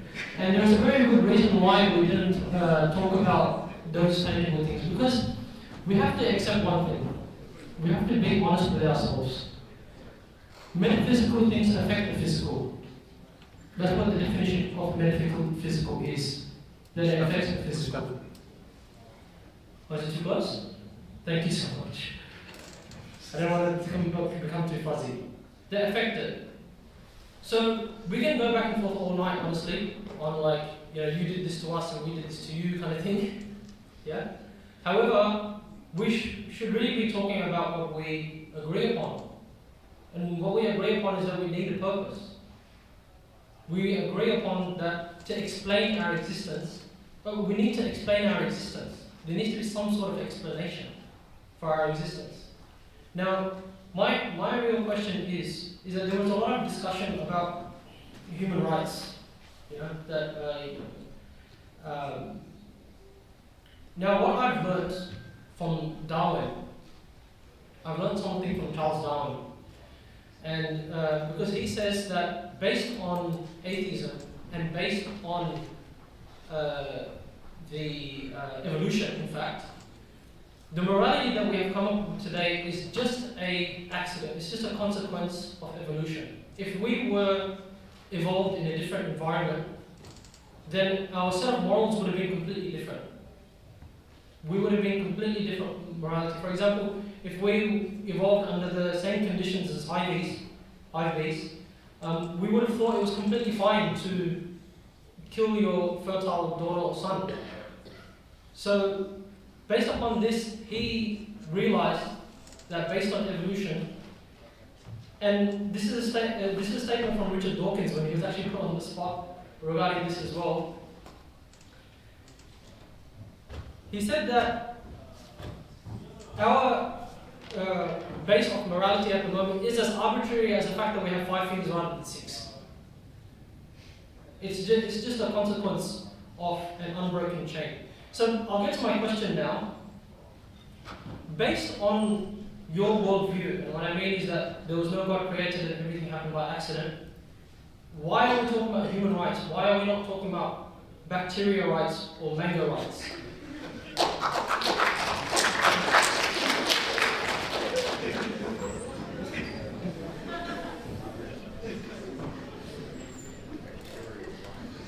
I'm always bad at these sections of the debates because I rarely have any length to my thing. So, I always just have a quick comment. So, in my talk, I talked about how without religion, you have humanity as your greatest power. You have humanity as your primary moral objective. I think ultimately we talk about human rights because we care about one another. You can talk about how it's driven by parts of evolution and mirror neurons and stuff like that. But the sense of humanity is something that we all have, religious and non-religious. And a sense of empathy is something that we almost all have, few exceptions. And I think that's what drives your morality, usually. Of course, there's other beliefs that you can have that might change that. We were talking about veganism before the debate, so there's some people that have empathy that extends to animals and stuff like that as well. Certainly, I think most of us experience that to some extent. But it's only when you have these strong beliefs about religion and faith, and you put that above humanity, that you start to steer away from what I would call those natural ones, those natural tendencies towards your fellow man. You don't see people killing in the name of atheism. You see it all the time with religion, because religion uniquely puts something above humanity. Without religion, humanity is your primary moral objective.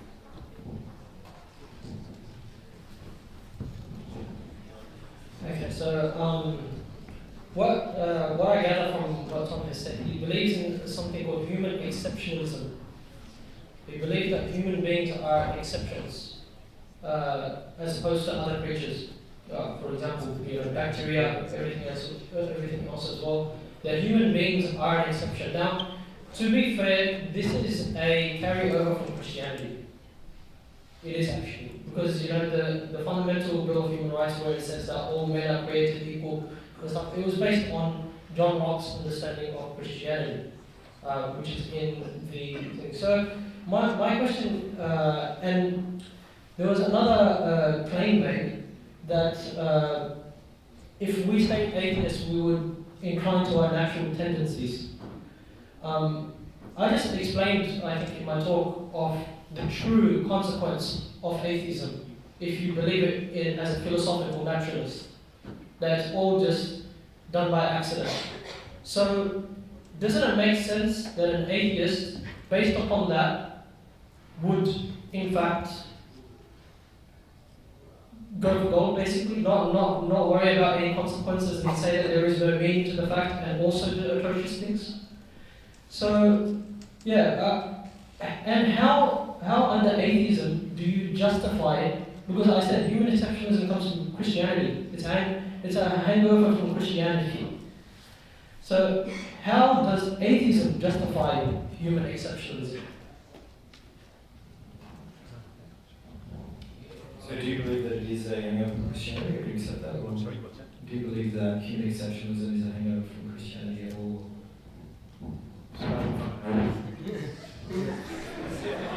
I mean, again, we can talk about history and stuff like that as it is.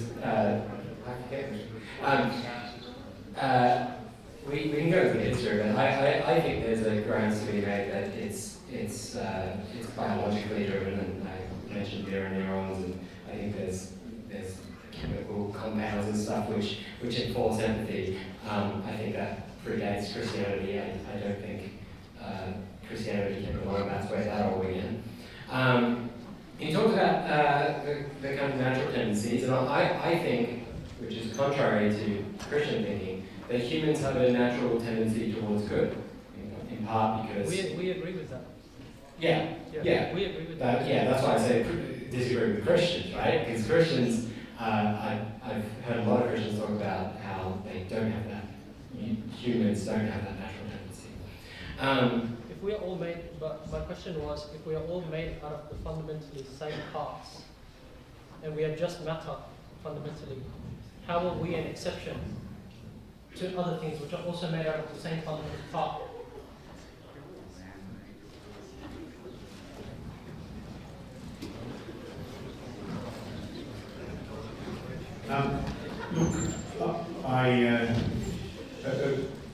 Humans are exceptional. So are ants and elephants and bees and zebras. They're all exceptional in their own way. There are a couple of things that I really have to hammer home and make sure you understand very thoroughly. Number one, Richard Dawkins doesn't speak for every atheist in the planet. Yeah. Atheism is just a disbelief in God. There is no, there's nothing more than that. All that an atheist is they disbelieve in God.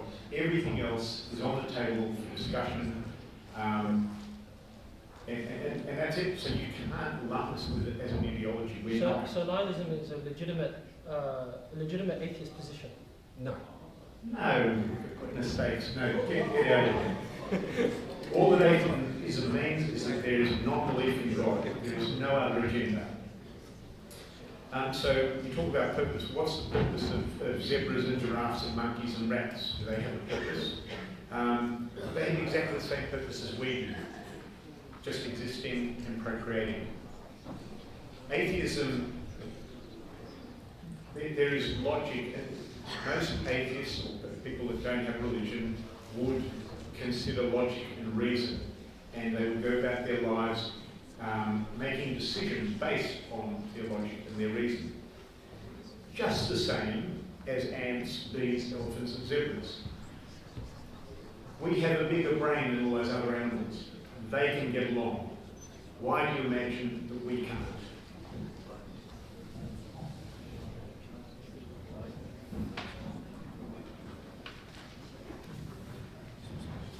I'll just mention about the animals get along. A lot of animals don't get along. For example, sharks, they actually do inflict pain on their mate in order to reproduce. So there isn't always peace and tranquility in the animal kingdom. But I'm very interested where you said, like, no, nihilism is not a legitimate position of atheism, because you define atheism as just a disbelief in God. And I'm not sure where the gaps in my logic would have been, the logical progression that I was talking about, because my logical progression started off with there being no God. That was the whole fundamental difference, because if that variable changes and that God does exist, that means that the universe was created intentionally. And it doesn't mean that it does have a purpose behind it. So my whole logical chain of thinking was actually as a result of there being no God. So I first of all give you credit to that, because nihilism is a very horrible place to be. Yeah, I wouldn't want anyone to be there. Yeah, even you guys. Yeah, and I don't claim that all atheists are nihilists. So that's why my question was that is nihilism based on logic, on rationality? Is it a legitimate atheist position? Is it a legitimate consequence of atheism?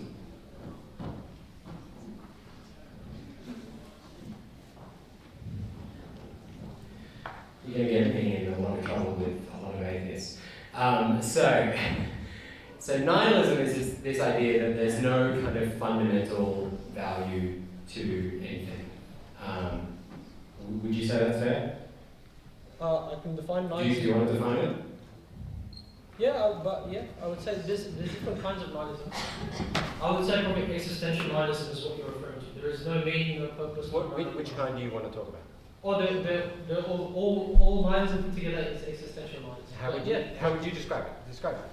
Yeah, I'll read the definition again.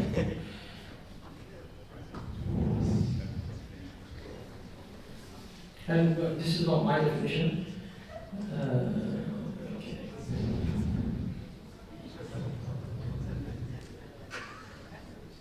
Sorry, I'm trying to move forward.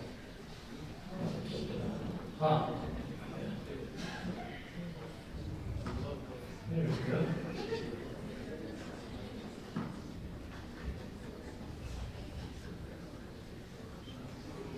Look, talk amongst yourself. Yeah. Talk while I look at this. Yeah. Yeah. Was it welcome to that? Yes. Not really. Okay, you should be question. Let me do this. Do you want to respond to the previous statement? Yeah. So anyway, there's a lot of atheists that do take the nihilistic position, right? So they start by saying there's no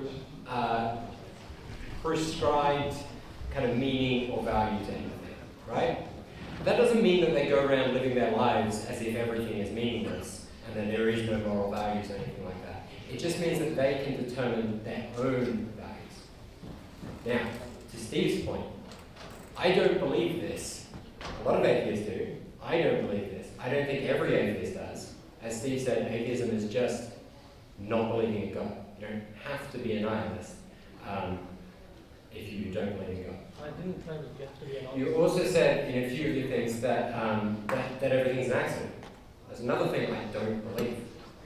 I'm actually a compatibilist, which is a determinist who doesn't want to admit it.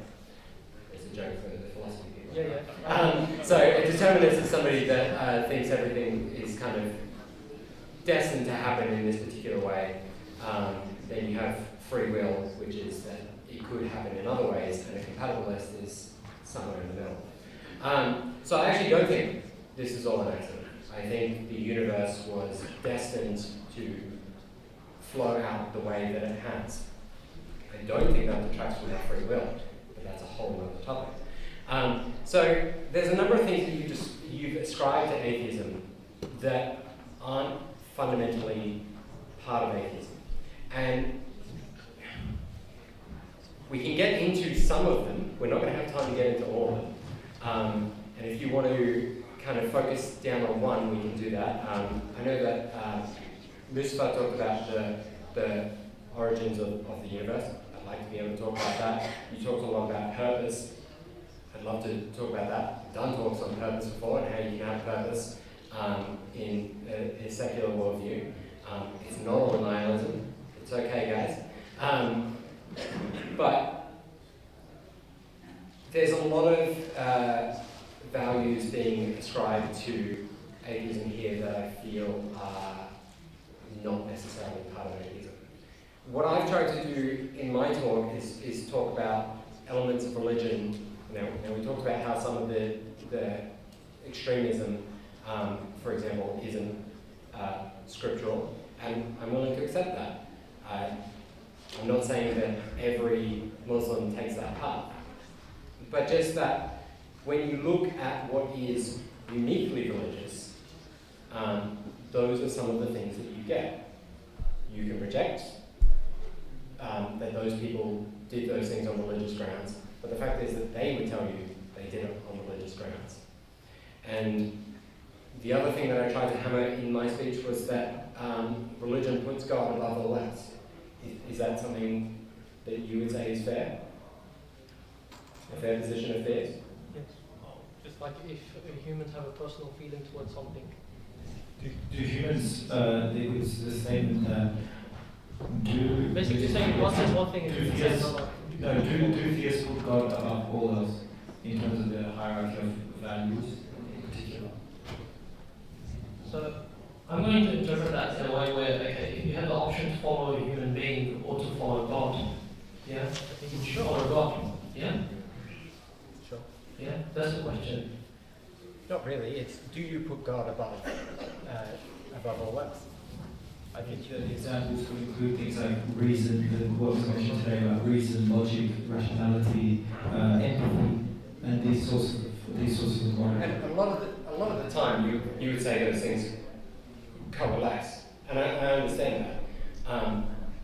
But when it comes down to your values, God is at the top, right?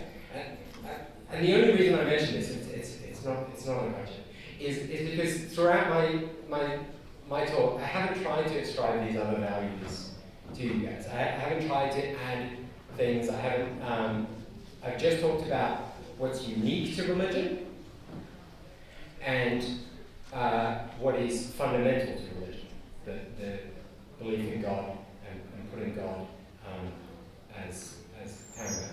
Yeah, sure. I'll let you respond to that before we briefly wrap up this thing. Can I just?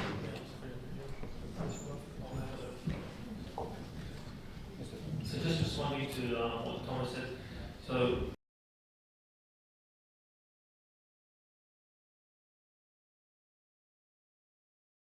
the most important thing that is because we are God's subjects, or in other words, we are God's servants. We are God's slaves. So God has created us, and He has right upon us. And one of the rights of God upon us is that we submit ourselves to Him. entirely. So we submit ourselves to God. God is our creator, and we are His servants. So in that way, we are, in a way that we have to fulfill God's right. Not that because He needs us to fulfill His right, but it's because that is the right of God, that He deserves all praise, all worship, and us as being His creation, we would obey God, follow God's commands, and as I mentioned and reiterated through my presentation, if we do that, then there is paradise for the believers. And for those that reject God and disbelieve in God's message and the promise of God, then for those people, God has prepared the hellfire. So that's not a position where I want atheists or non-Muslims to be in. This is a very, sensitive matter. So it's for that case that we as Muslims, we put God above anything, above and beyond anything else, because God deserves it. He's our creator, that's the right of God, and secondly, it is for our own purpose, our own sake, for our own interest, our own salvation to do so. Would you like me to respond to you, or what?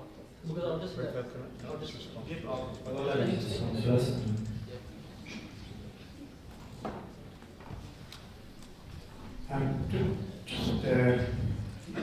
Two things. Number one, you talk about cause and effect, and the great difficulty that I have, I don't know where the universe began.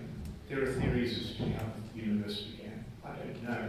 There are only theories. They could be right, they could be wrong. They're probably right, because we know that the universe is expanding from a central point.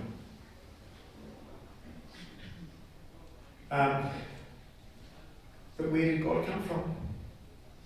And I haven't ever heard anybody answer that question.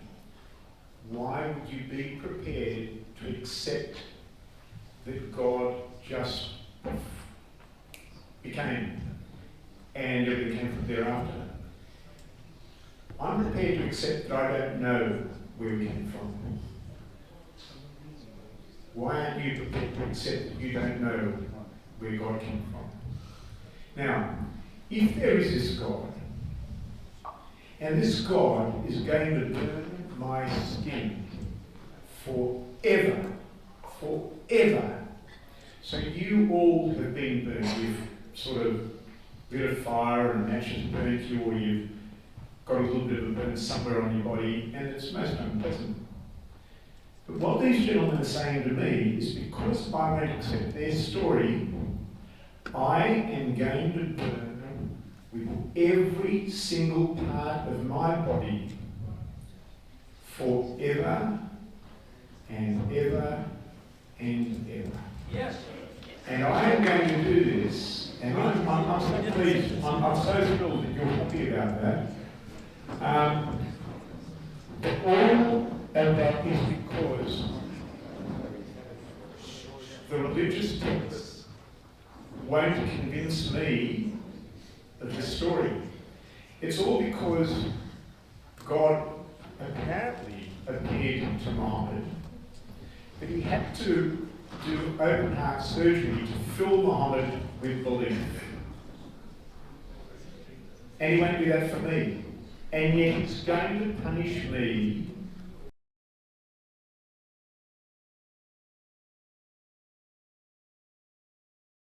believe this, and I was in this Islamic country, they would kill me. It wasn't. They would pour boiling water down my throat, and then freezing water, and then boiling water, and then freezing water. It wouldn't be enough that God was going to force me to eat thorns. No. I would suffer eternally, all because this God won't give himself to me. But it goes further. What's the question? It goes further. It goes to this point as well. Why was God only revealed in the Middle East? Why wasn't it in all the other countries on the planet? I'm afraid that's not enough for me. We can't hear you. Oh, sorry. How's that? Repeat everything. The clapping is one of the things I was talking about, by the way. Like, only only with religion can you have people rejoicing for the suffering of people, right? That was what I was talking about. You demonstrate it. Don't do that. So we're going to wrap up now because it's out of time. But I suppose, yeah, the conversation came.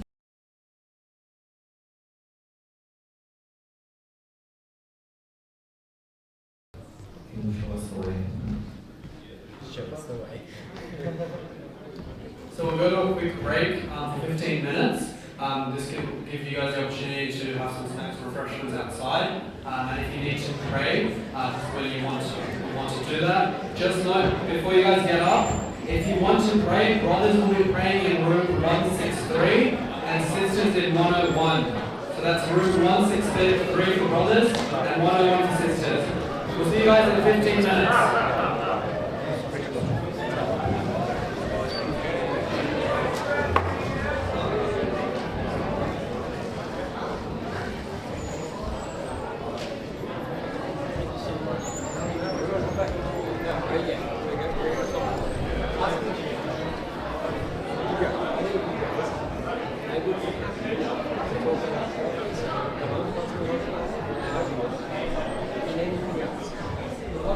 Anything else?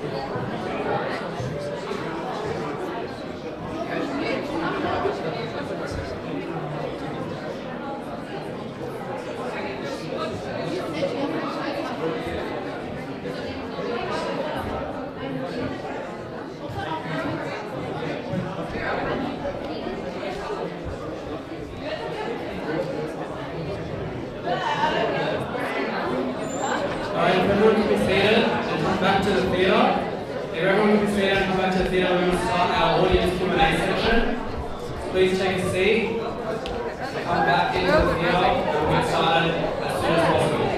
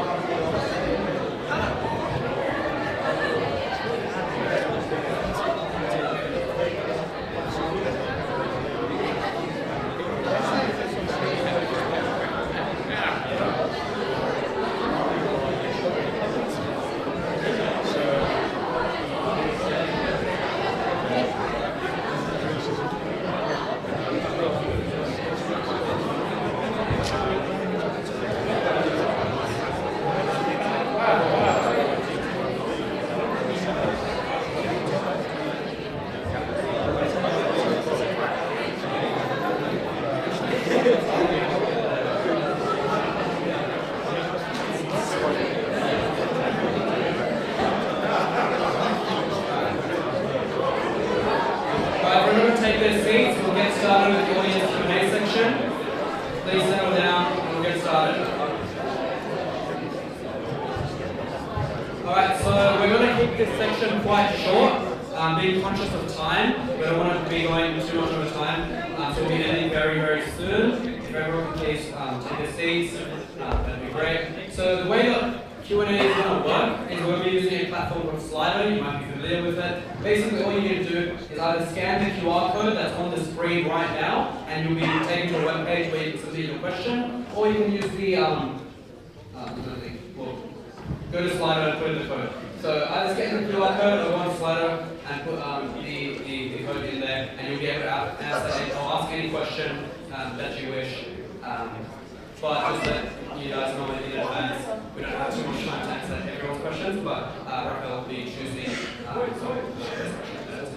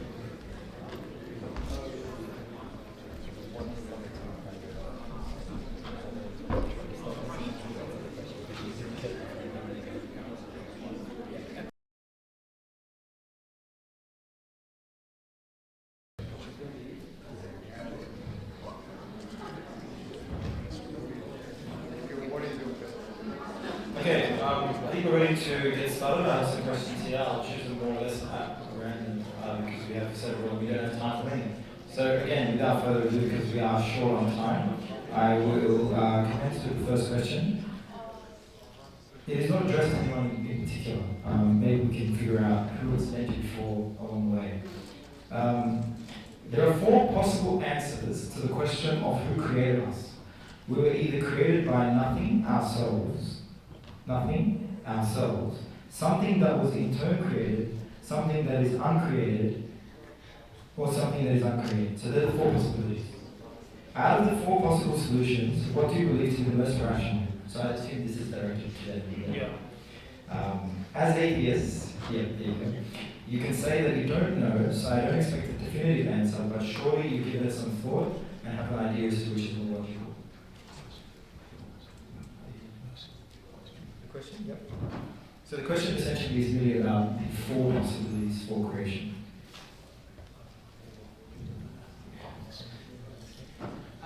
So, I mean, the only honest answer that any of us in this room have is that we don't know. Certainly, I would like to know. I think all of us would like to know. I think a lot of people are religious because they seek answers to these questions, and religion offers answers. I'm not necessarily convinced they're the right answers, but it does offer answers. If you're asking about my personal preference, my personal preference is the Big Bounce. I don't know if any of you know about the Big Bounce. So basically, accept what you know about the Big Bang, but then extend it out. So the universe starts expanding, and then eventually we get to the heat death of the universe. And then everything starts shrinking back in, and then it all crushes back in to singularity, and then bursts into a universe again and again ad infinitum. I don't expect many of you to find that particularly compelling. I don't know that I necessarily believe it, but it's the most fun. At least of the ones I've heard. There's multiverse and stuff like that as well, and you can get into that. You can get into the totals all the way down. But the only honest answer anyone in this room has is that we don't know. And my issue with these kind of arguments is that fundamentally what you're trying to do is say that I don't know something, therefore. And what you've tried to do there is you've tried to take a lack of knowledge and turn that into knowledge. And a lack of knowledge can never be a basis for knowledge.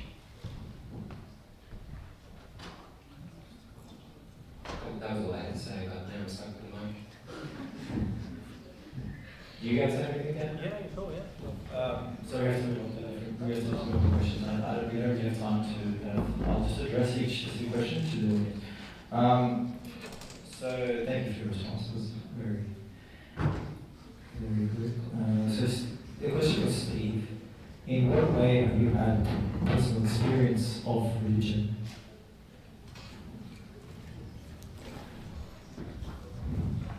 I was a practicing Protestant for 39 years.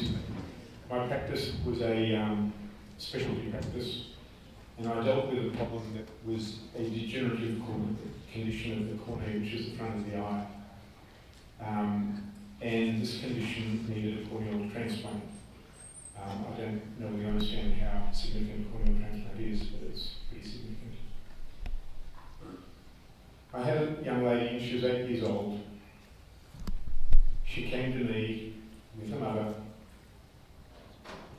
and she couldn't see. She was blind.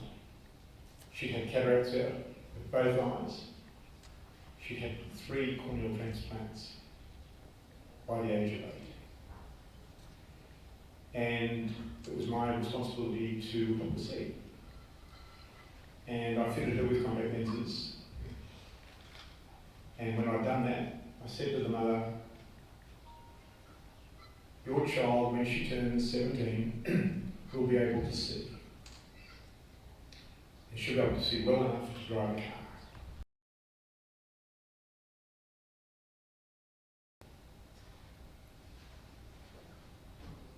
I wasn't going to have any of that. I said to the lady, it wasn't God that gave your child vision, it was me.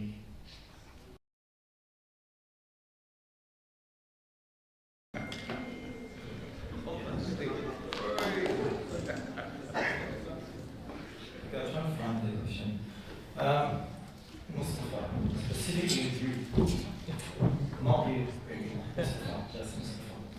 How can we verify the existence of hell? It's a very good question. So as I mentioned in my presentation that it all goes back to God. Once you prove that God exists, and the second premise is once you prove that God has sent revelation to humanity, He has sent His message, His word, His revelation to mankind, then through that you know whether or not hell exists or hell does not exist. So as Muslims, we believe in the Quran, we believe in the Holy Book, the final revelation sent to humanity in the Quran, and we believe that Prophet Muhammad, peace be upon him, is the final prophet messenger sent to humanity. Not just sent to Muslims or to the Arabian Peninsula or the Middle East, but to humanity. Through in the Quran, Allah subhanahu wa ta'ala mentions about the existence of the Hellfire. So that is the verification test there. You know God exists, you know He sent revelation, what has God told you in the revelation, it is mentioned and related through revelation that hell exists and hell is a place for the disbelievers.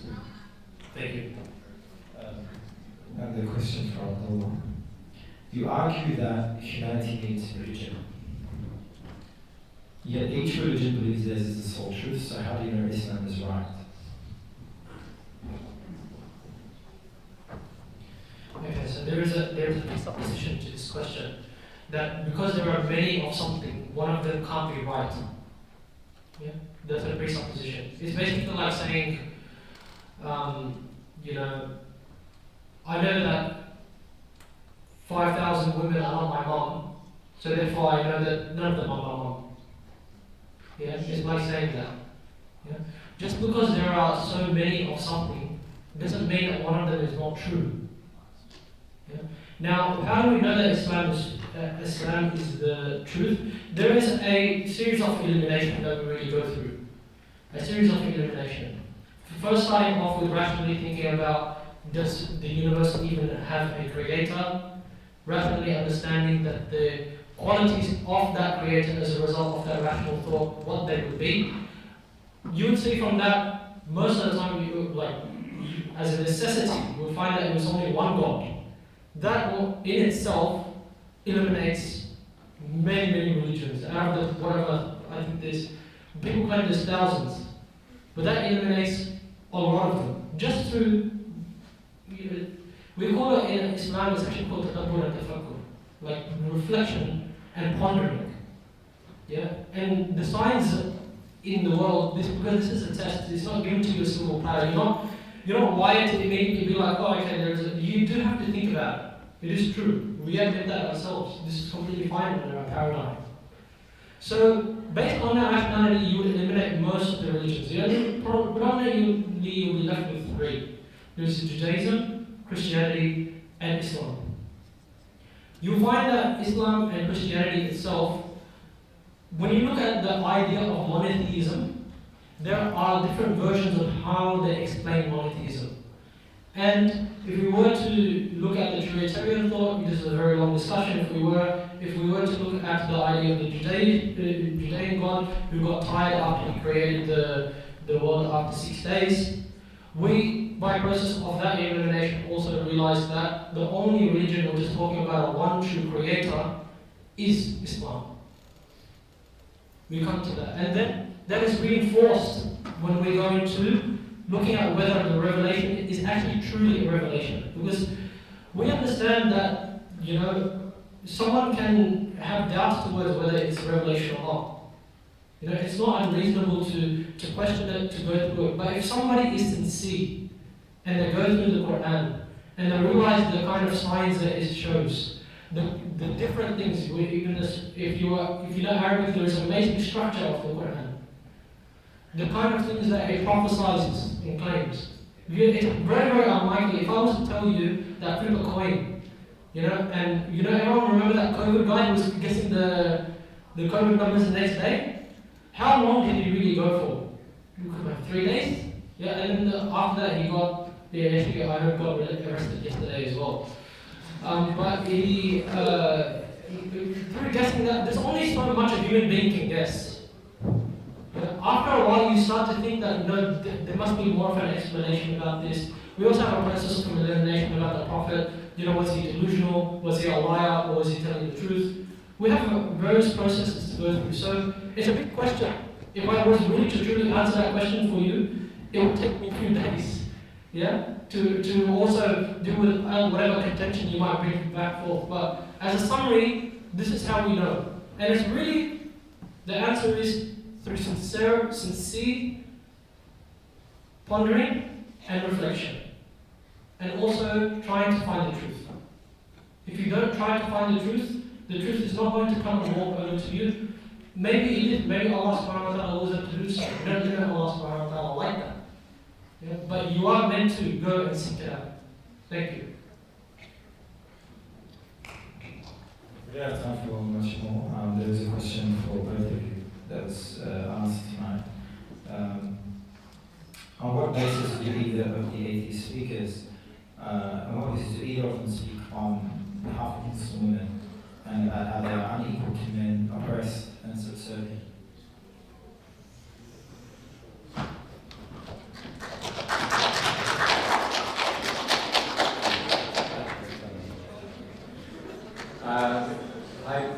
I don't kind of profess to speak for Muslim women.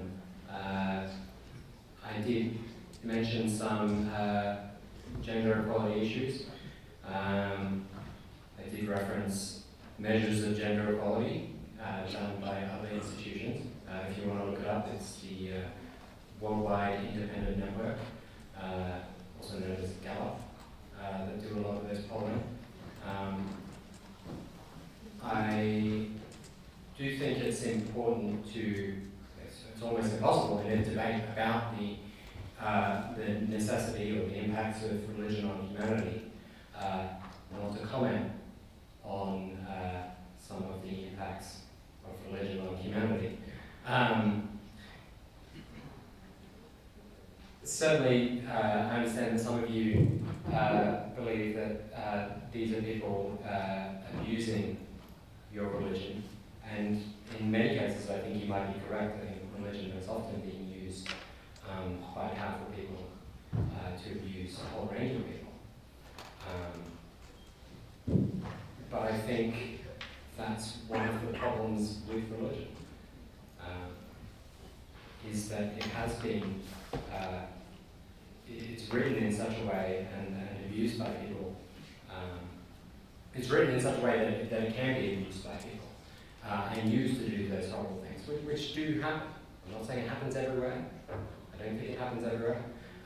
But these things do happen, and you can't just shy away from them.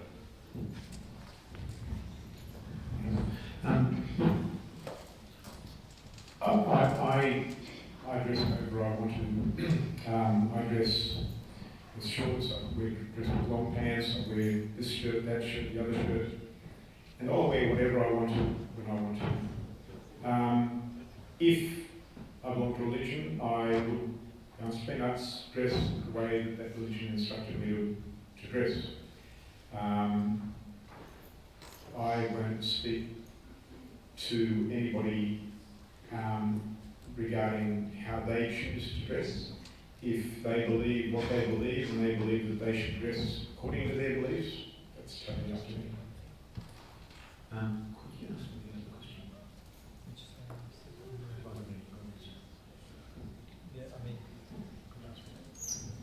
Yeah, if you'd like to answer that. Have you got any gods? And I'd like to add another final question for you that was asked. Do you fear death? Do you fear death?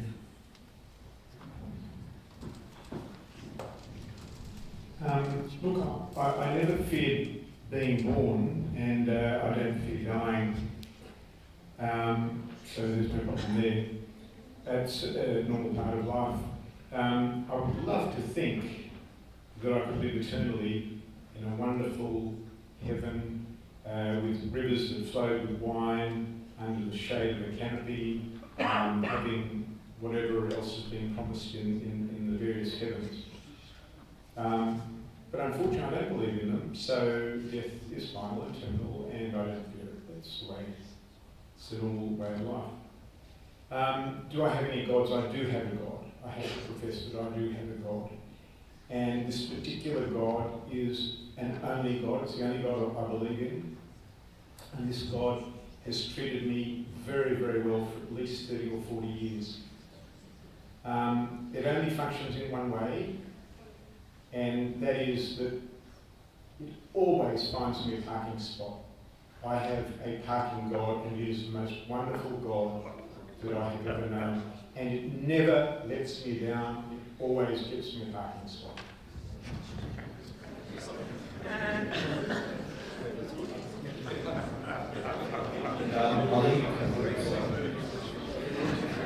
I'm very happy that you have that experience, because your parking God, as far as I can tell, is Allah. Because I always ask Allah to give me a parking spot, and whenever I do, I get it.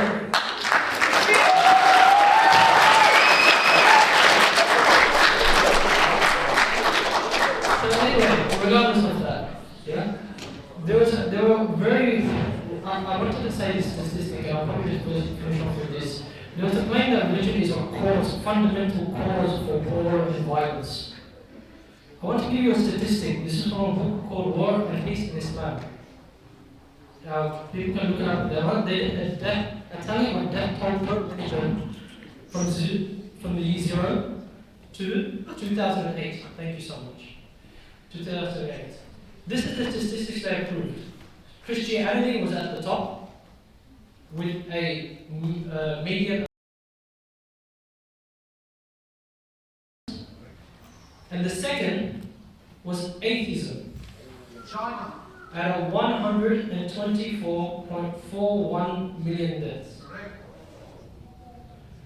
However, this doesn't make me reduce the love I have, the love in humanity I have for my atheist friends over here. They've been very gracious to us, coming as a guest, coming to speak to us. This was, after all, organized by an Islamic organization. And one thing what I would like to say, and I would like to wish, that I pray and I hope that whatever it takes for you guys not to go to hell, that happens to you. True.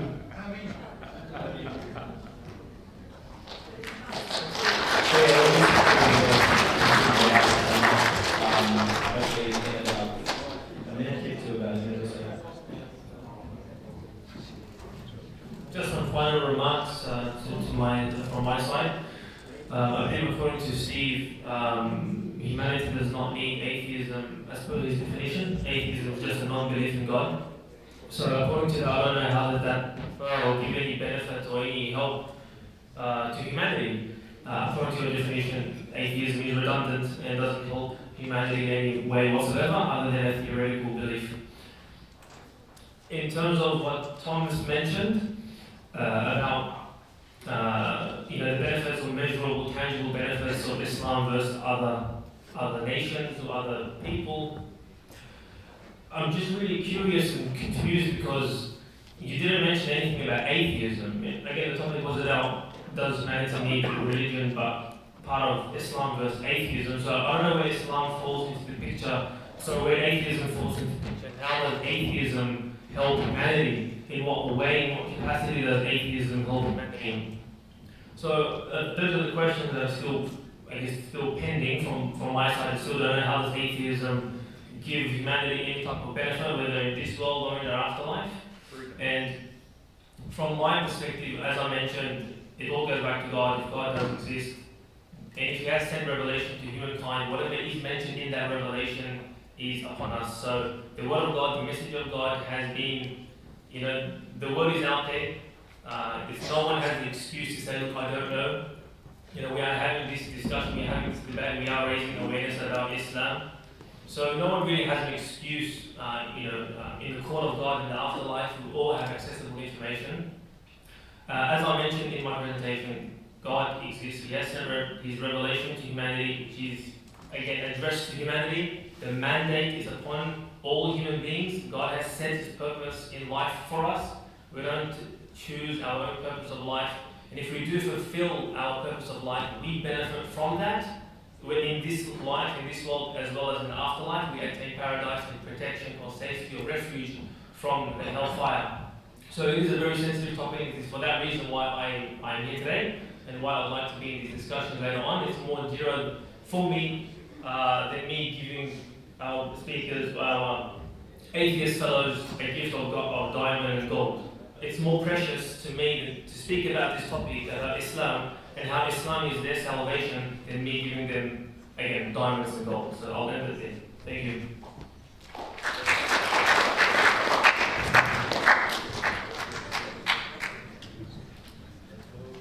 So, during this debate, we spoke about a whole range of topics. Mostly what we're focused on is does religion need humanity? Does religion need humanity? I tried my best, guys. Does humanity need religion? So, I took that phrasing of the question and so focused mainly on what religion provides or does to humanity, more so than what atheism does. But I still disagree with the claim that I didn't mention anything about atheism. I don't know if we just skipped over the fact that of those 10 criteria, the top 10 of all those 10 criteria, majority non-religious nations were 74 of the 100 of those best criteria. And of the worst criteria, the 10 worst in those 10 categories, all but one were majority religious nations. Now, I'm a scientist. I understand correlation doesn't equal causation. I understand that there are other factors at play, like colonialism. But the thing is that causation does equal correlation. That is to say that if something did have a demonstrable effect, you should be able to see it and measure it. We haven't seen it and measured it. I've asked a few times tonight if we could see it and measure it. And I don't think we were given a tangible answer. We talked a lot about purpose and the origins of life. These are great topics I'd like to discuss in another debate, because these are definitely debates in their own right. But to say that atheists go about with no sense of purpose is frankly a bit silly. I think anybody that knows an atheist knows that they have things that are personally meaningful to them, and they are driven people. And that is, I think, frankly, why we see these non-religious, majority non-religious nations thriving. And just last, on your comment about hoping I don't go to hell. I don't know exactly what evidence it would take to convince me of God. Certainly I haven't been presented that evidence. But the thing is that God would know what it takes to convince me. And he still hasn't given me that. So any hellfire that awaits me is solely in his hands.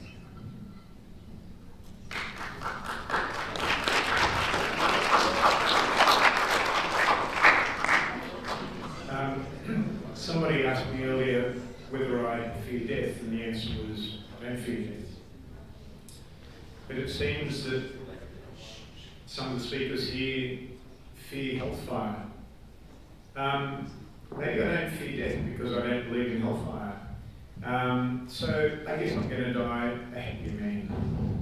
But ladies and gentlemen, it's been nice to have you in attendance. I'm glad that you get to hear a different point of view, and I've heard a different point of view as well. Cheers. Thank you very much to the University of New South Wales Students Association for having us on, and thank you very much to our guests. Can I just get one last round of applause if we do have anyone left now?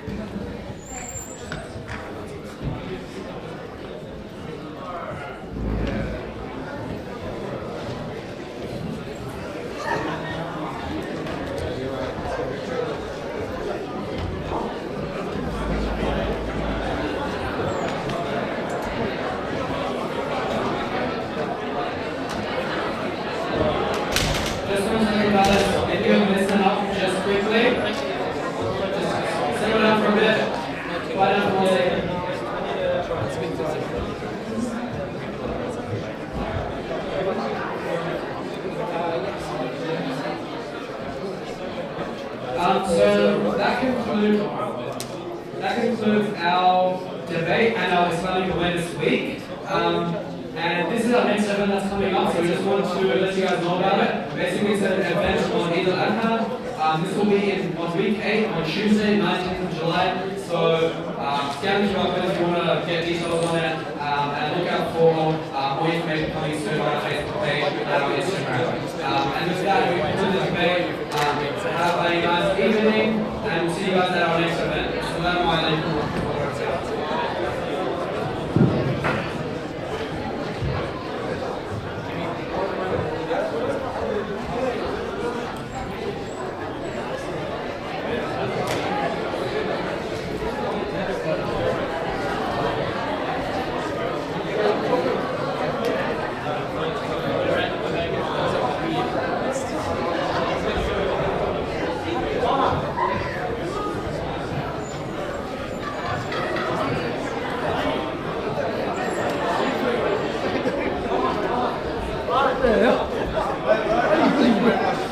You can joke.